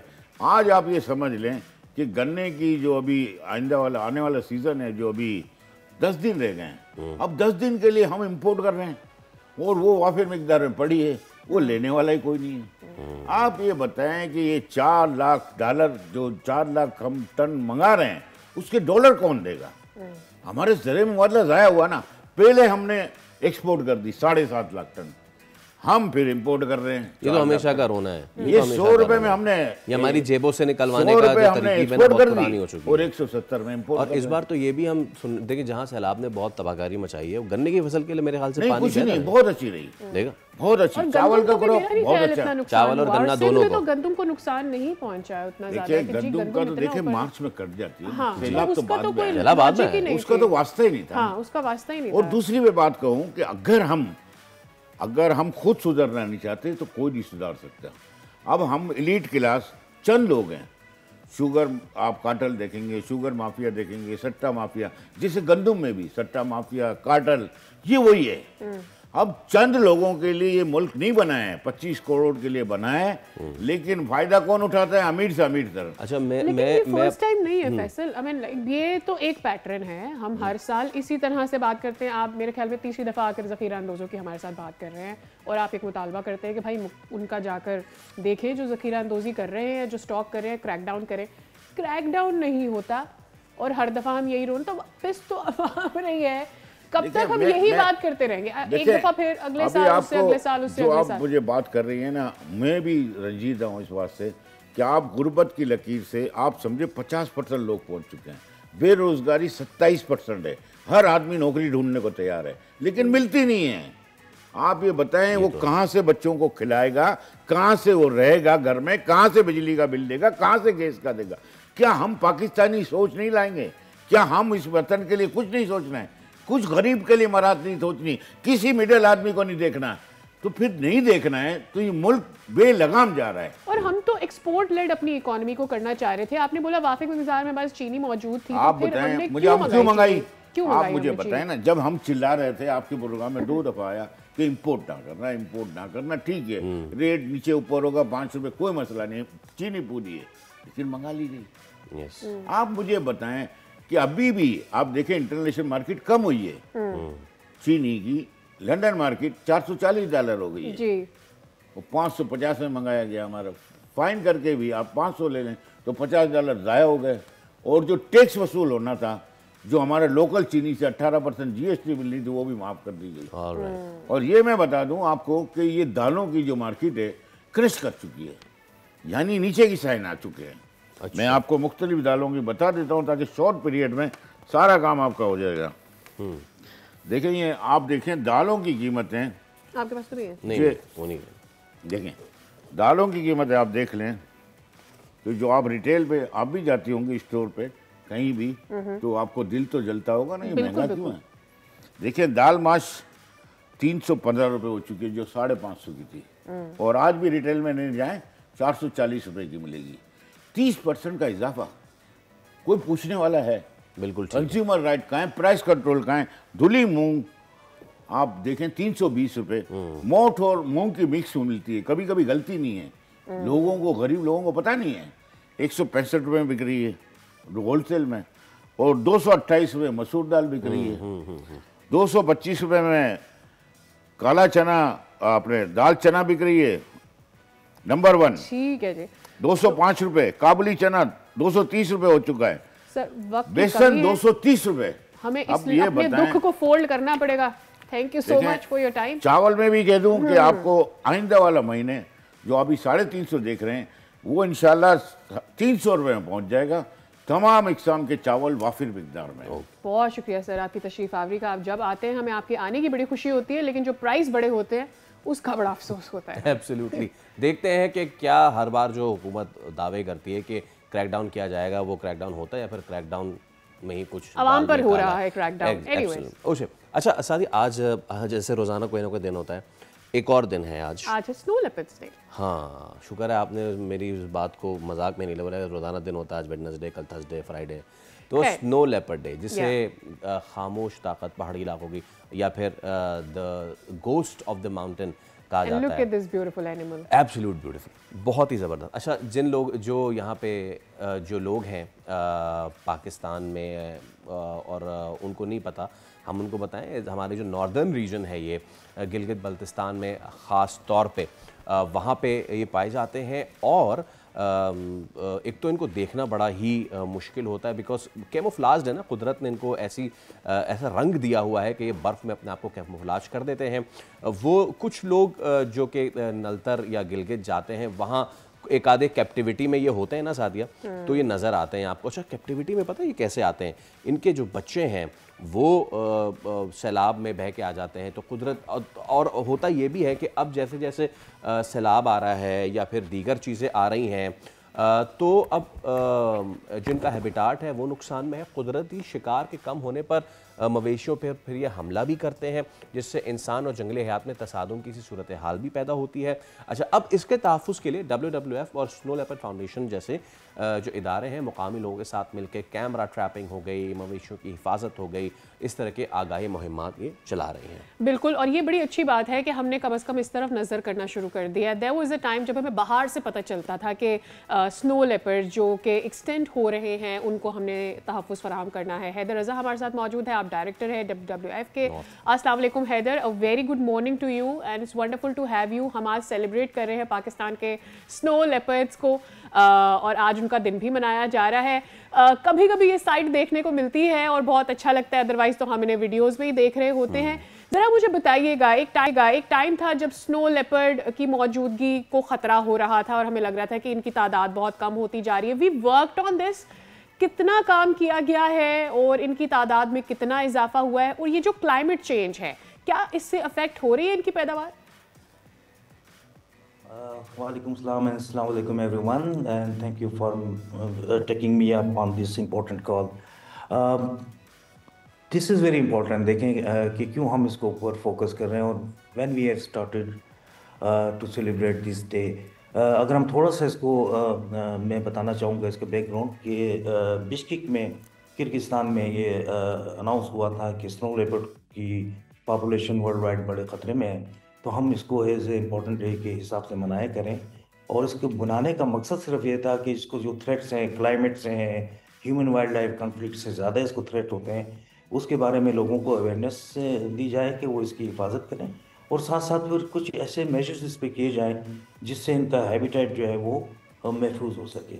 WWF पाकिस्तान और WWF इंटरनेशनल 12 रेंज कंट्रीज़ में जहाँ पे स्नो लेपर्ड पाया जाता है, जो कि सेंट्रल एशिया और साउथ एशिया के माउंटेन रीजन्स हैं, जिनके अंदर पाकिस्तान भी शामिल है, इन रेंज कंट्रीज़ में WWF international and WWF Pakistan काम कर रहा है ह्यूमन वाइल्ड लाइफ कॉन्फ्लिक्ट को कम करने के लिए, नंबर 1।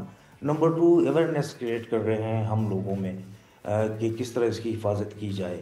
और जो अहम इशू इसके अंदर आ रहा है ह्यूमन वाइल्ड लाइफ कॉन्फ्लिक्ट का, वो लाइफ स्टॉक की जो किलिंग हो जाती है some time by the snow leopard, उसको जो है मिनिमाइज करने की कोशिश कर रहे हैं। हाँ हैदर साहब, जब हम ये कहते हैं कि ये अटैक करते हैं ऑन द लाइफ स्टॉक, इसका मतलब ये है कि जो इनके ओरिजिनल हैबिटाट में जो उनकी खुराक है वो कम होती जा रही है।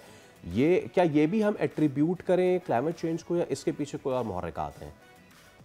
जी, ये बिल्कुल इस पे हम इसको एसोसिएट कर सकते हैं कि इनका जो प्रे है वो प्रे कम हो रहा है, और उसके साथ साथ सबसे इम्पोर्टेंट फैक्टर जो है वो क्लाइमेट चेंज के साथ साथ इनके हैबिटाट की फ्रेगमेंटेशन हो रही है। अच्छा। हम इनकी हैबिटाट में इनक्रोच कर रहे हैं। ये जो हमारी अब लीनियर इंफ्रास्ट्रक्चर की जो डेवलपमेंट हो रही है, हम रोड्स बना रहे हैं, हम टूरिज्म पॉइंट्स बना रहे हैं, हम इनके हैबिटेट में इनक्रोच कर रहे हैं। हैदर साहब, यहाँ पर इंटरप्ट करना चाह रही हूँ। कल मैं और फैसर ऑफ द रिकॉर्ड इस पर बात कर रहे थे and I was proposing it. मेरे जहन में ये बात आ रही थी कि क्या हम इनके नेचुरल हैबिटाट को इन्वेड कर रहे हैं बाय फ्लरिशिंग आवर टूरिज्म और वहाँ पर इंफ्रास्ट्रक्चर लेके जाना। फैसल का पॉइंट ये था कि शायद हम नहीं कर रहे हैं क्योंकि ये बहुत हाइट्स पर रहते हैं और हम वहाँ तक नहीं पहुँचेंगे अभी प्रोबेबली। आप अदरवाइज हमें बता रहे हैं, ज़रा बताइएगा कि क्या हम इतनी हाइट पे पहुँच गए अपने टूरिज्म को फ्लरिश करने के चक्कर में? जी, आप अगर देखें ना, जो हमारा कराकोरम हाईवे या सिल्क रोड जिसे हम कहते हैं, वो अगर किर्गिस्तान हम चाइना बॉर्डर की तरफ जाते हैं तो सारा स्नो लेपर्ड का जो हैबिटेट है वो वहाँ पे है। मैं आपको बताता चलूँ कि पाकिस्तान में स्नो लेपर्ड जो है वो एजेके, चित्राल और गिलगित बल्तिस्तान, ये इसका मेन एरिया है, ठीक है। और पाकिस्तान में हम कोई 80,000 स्क्वायर किलोमीटर एरिया अपने पास होस्ट करते हैं जिसके अंदर स्नो लेपर्ड रहता है।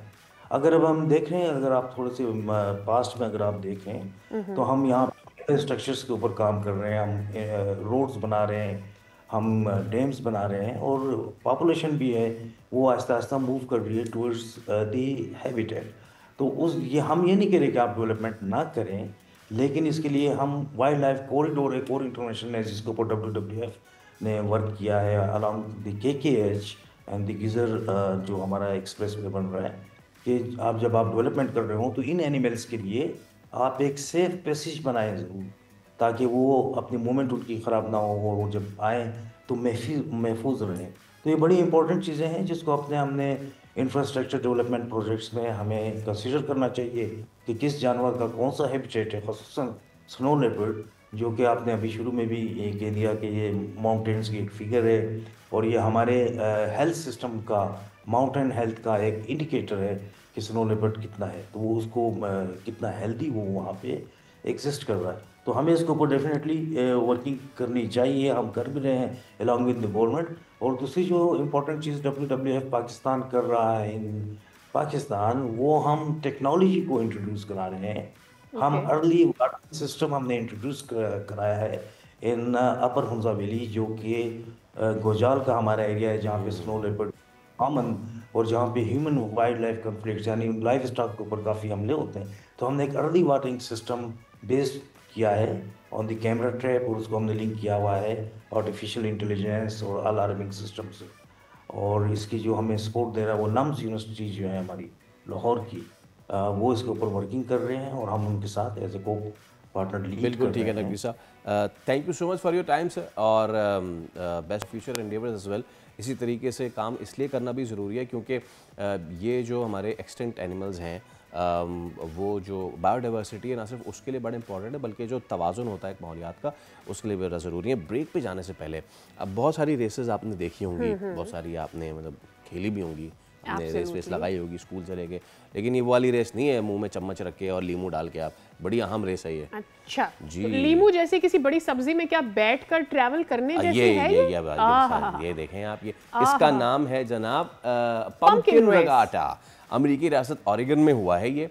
और अच्छा देखें ना, तरक्की याफ्ता ममालिक के अपने, मैं इसको कहूँ अपने चोचले हैं सादिया, इनके पास क्योंकि सड़कें भी बनी हुई हैं, बिजली भी पूरी आती है और इनको जो खाना फूड सिक्योरिटी के भी इश्यूज नहीं है, इसलिए ये बड़े-बड़े पंपकिन जो हैं ग्रो करके उनमें बैठ के कश्ती पर जाते हैं और एंजॉय करते हैं। आज हम कुछ डिफरेंट करें, आओ आज हम कुछ डिफरेंट करें, वो ये सोचते हैं। दे हैव दैट टाइम और उनके माइंड का वो हिस्सा फ्री है वहाँ पर, ये जिसमें ये सोच सकते हैं बैठ के कि किस तरह से कुछ डिफरेंट इनिशिएट करें। 2024 if I am not wrong ये इनिशिएट किया गया है, 2004 से ये इनिशिएट किया गया है कि जब से ये रेसेस, सो प्रॉबेबली मतलब जो डेवलप्ड कंट्रीज जो हैं ये बहुत सालों से इस तरह के काम कर रही हैं। Faisal, it's just that we have not been able to catch it up. अच्छा, basically I think it's more of like Halloween की वजह से ये पंपकिन वम्पकिन को इंट्रोड्यूस करवाया गया है, which is one part of it. लेकिन आप देख रहे हैं उनकी रिलैक्सेशन देखें कि वो यू नो कॉस्ट्यूम्स पहन के और वो सेलिब्रेट कर रहे हैं। एंजॉय करना is one part of it, ये सेलिब्रेट कर रहे हैं इस रेगाटा को। ये जो मीठे कद्दू हैं, स्वीट पंपकिन, ये 1000 पाउंड से ज़्यादा वजनी है ये जी। अच्छा, और फिर इनको किस तरह, ये भी क्राफ्ट्समैन है, क्राफ्ट्समैनशिप है कि इसको आप आधा काट के और फिर इसको खोखला करके और फिर उसको आप करते हैं। पहले तो प्रोसेस ये है कि आपने इतने बड़े हजम का ये जो कद्दू है इसे आपने ग्रो करना है ताकि इसमें एक इंसान कंफर्टेबली फ्लोट कर सके। सारे असली थे या कुछ प्लास्टिक के भी डाले होंगे? कुछ तो पैकिंग होती होगी, बट जो भी होती होगी बड़ी शानदार चीज है ये, नहीं? इट टेक्स मुझे ऐसा भी लग रहा है कि क्या हमें पिछले दौर में जाना चाहिए, क्या लोग इनिशियली ऐसे ही ट्रैवल करते थे before they discovered boats? Okay, हो सकता है। हमारे यहाँ तो आप जाएं जेटीवारा की साइड पे तो वो प्लास्टिक की इन्फ्लेटेड जो बोट थी उस पर कर रहे होते हैं। हम अभी तक वही हैं, लेकिन दुनिया इतनी तरक्की करेगी कि कद्दुओं पे सफर कर रही है। एक ब्रेक ले रहे, उसका दोबारा हाजिर होंगे। Stay with us.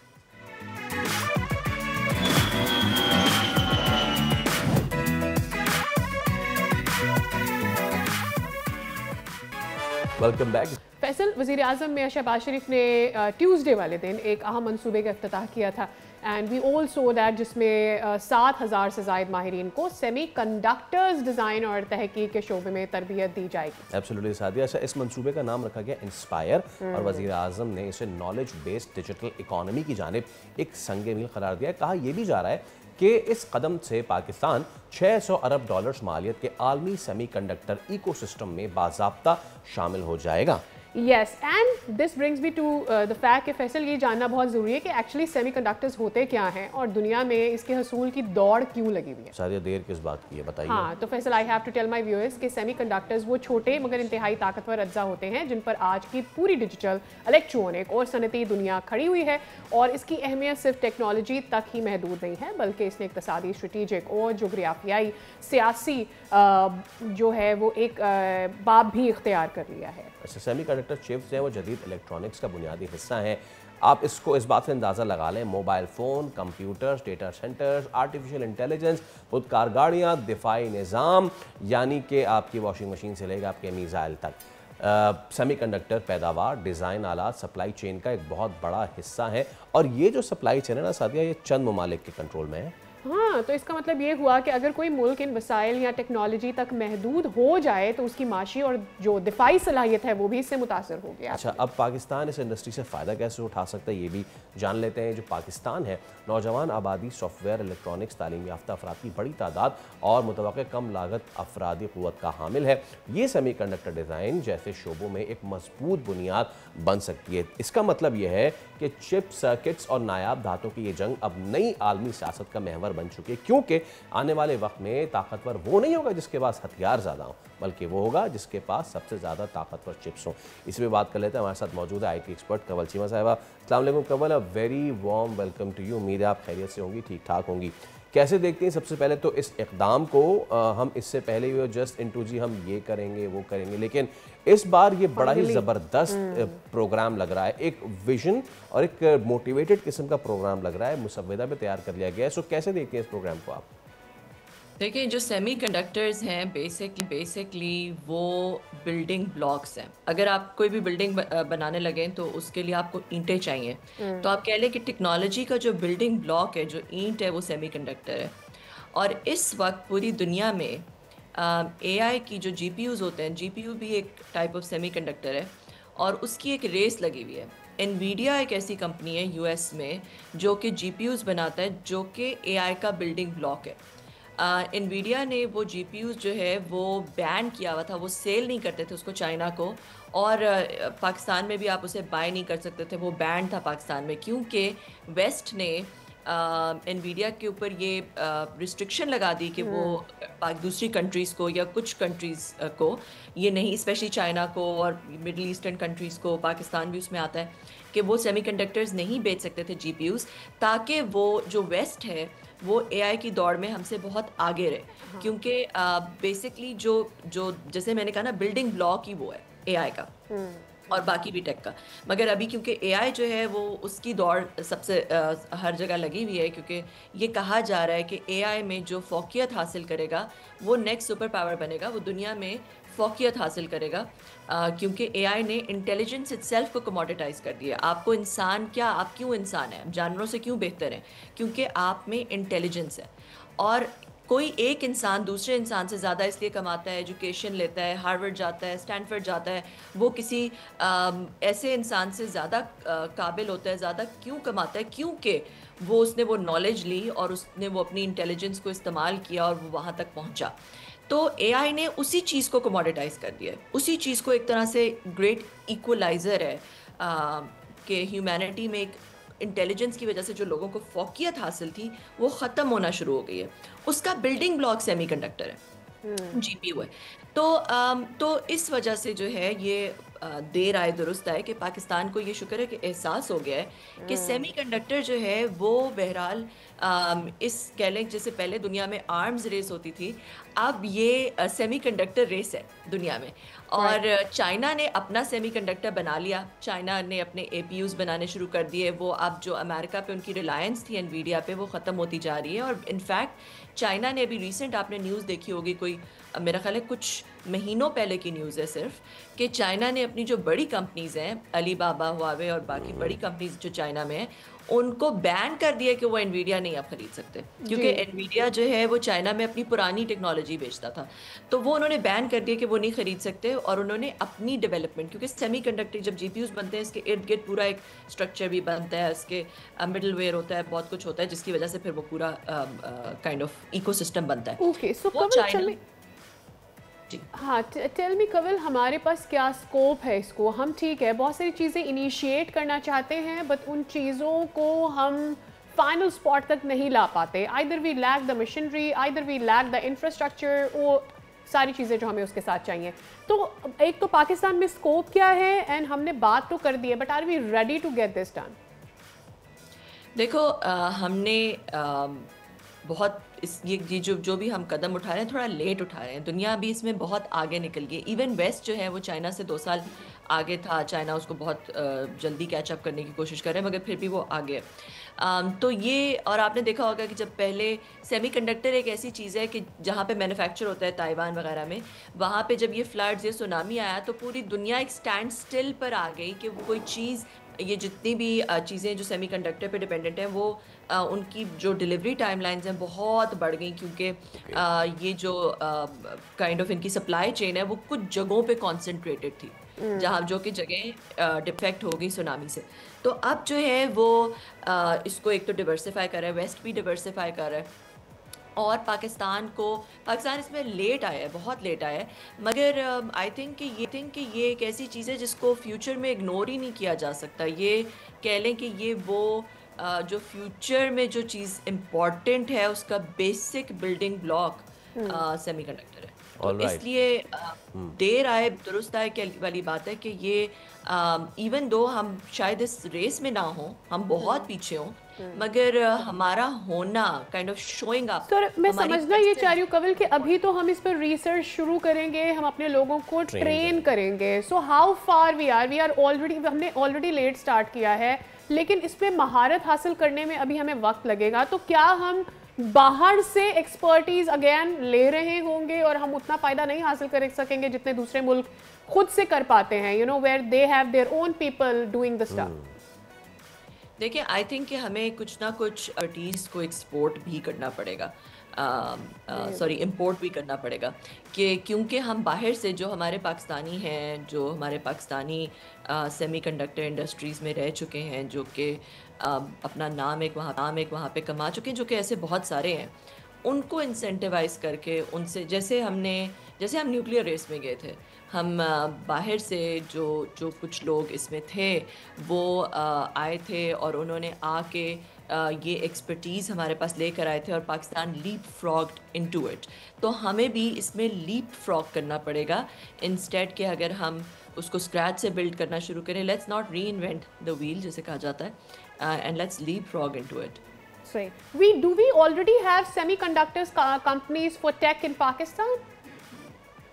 अभी तक तो I am not aware of any. मुझे ये पता है कि कुछ साल पहले जो है वो इसकी बात चल रही थी, इस पर इन्वेस्टमेंट करने की बात चल रही थी। हमारे कुछ मेरे अपने सर्कल में कुछ ऐसे लोग हैं जो सेमीकंडक्टर में, जिनके बहुत बड़े बड़े नाम हैं यूएस में, सिलिकॉन वैली में, उनसे बातचीत चल रही थी, उनको यहाँ पे लाने की बात हो रही थी। फिर उसके बाद सऊदी अरेबिया ने भी उन्हीं लोगों से बातचीत करना शुरू कर दी। तो अब मुझे नहीं पता कि where we stand right now, and do we actually have anything in Pakistan? I don't think that कोई सीरियस चीज़ है अभी तक, मगर I might not be aware of it। हो सकता है हो। और कवल, अगर मैं आपसे ये पूछूं कि इन सेमीकंडक्टर्स का उन रेयर अर्थ मेटल्स मिनरल्स से क्या कनेक्शन है जिसके पीछे अभी दुनिया दौड़ रही है? देखिए, सेमीकंडक्टर्स एक मूर्स लॉ है जो कि कहता है कि जो ट्रांजिस्टर्स हैं on a chip they double every year, ठीक है, जो कि it has kept up for many many many years. अब बिलियंस ऑफ ट्रांजिस्टर्स एक चिप पर आ गए और नए नए मटेरियल्स एक्सप्लोर किए जा रहे हैं ताकि ये जो ट्रांजिस्टर कैपेसिटी है चिप्स के ऊपर वो बढ़ सके।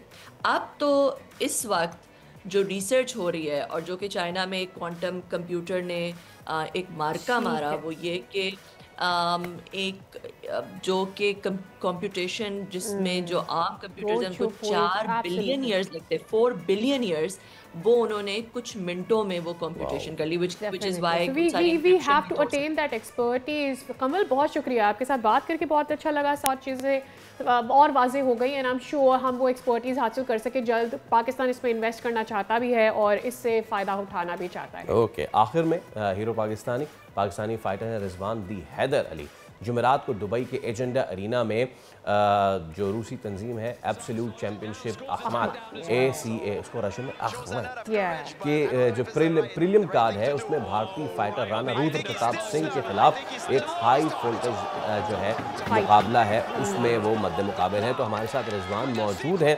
रिजवान, अस्सलाम वालेकुम। 10-0 का सर आपका रिकॉर्ड है, वैसे तो हम इंडिया के खिलाफ 6-0 करते हैं, आप 10-0 करके बैठे हुए, कैसी तैयारी है आपके बाउट के लिए?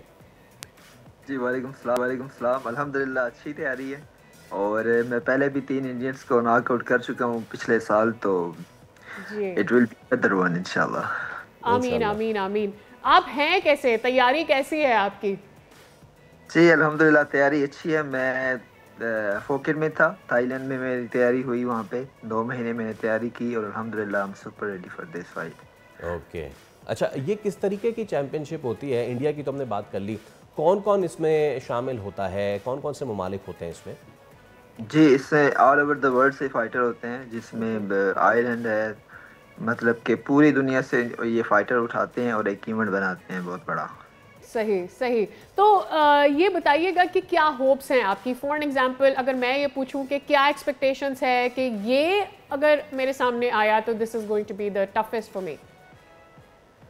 एक्सपेक्टेशन तो बस यही है कि जाना है अंदर और पहले राउंड में ही फिनिश करना है, क्योंकि पिछले जितने भी जिसमें इंडियन के साथ मैंने फाइट की है, मैंने तीनों को पहले राउंड में ही फिनिश किया है, तो यही होप है कि इस मरतबा भी पहले राउंड में फिनिश करना है इंशाल्लाह। जब फिनिश करके आएंगे तो भी हम आपसे बात कर रहे होंगे, ज़्यादा वक्त नहीं लेंगे आपका। Thank you so much Rizwan and best of luck to you, और एक बार का नाम रोशन करें, 10-0 को 11-0 कर दें। विद दैट हम आपसे इजाज़त लेना चाह रहे हैं। क्रिकेट की हम बात बिल्कुल भी नहीं करेंगे, जो भी बात होगी कल होगी, क्योंकि इस वक्त सिचुएशन है नहीं कि मैं वो बात करूं। विल आपसे मुलाकात होगी अब कल, रखिए अपना ख्याल, अल्लाह हाफिज़।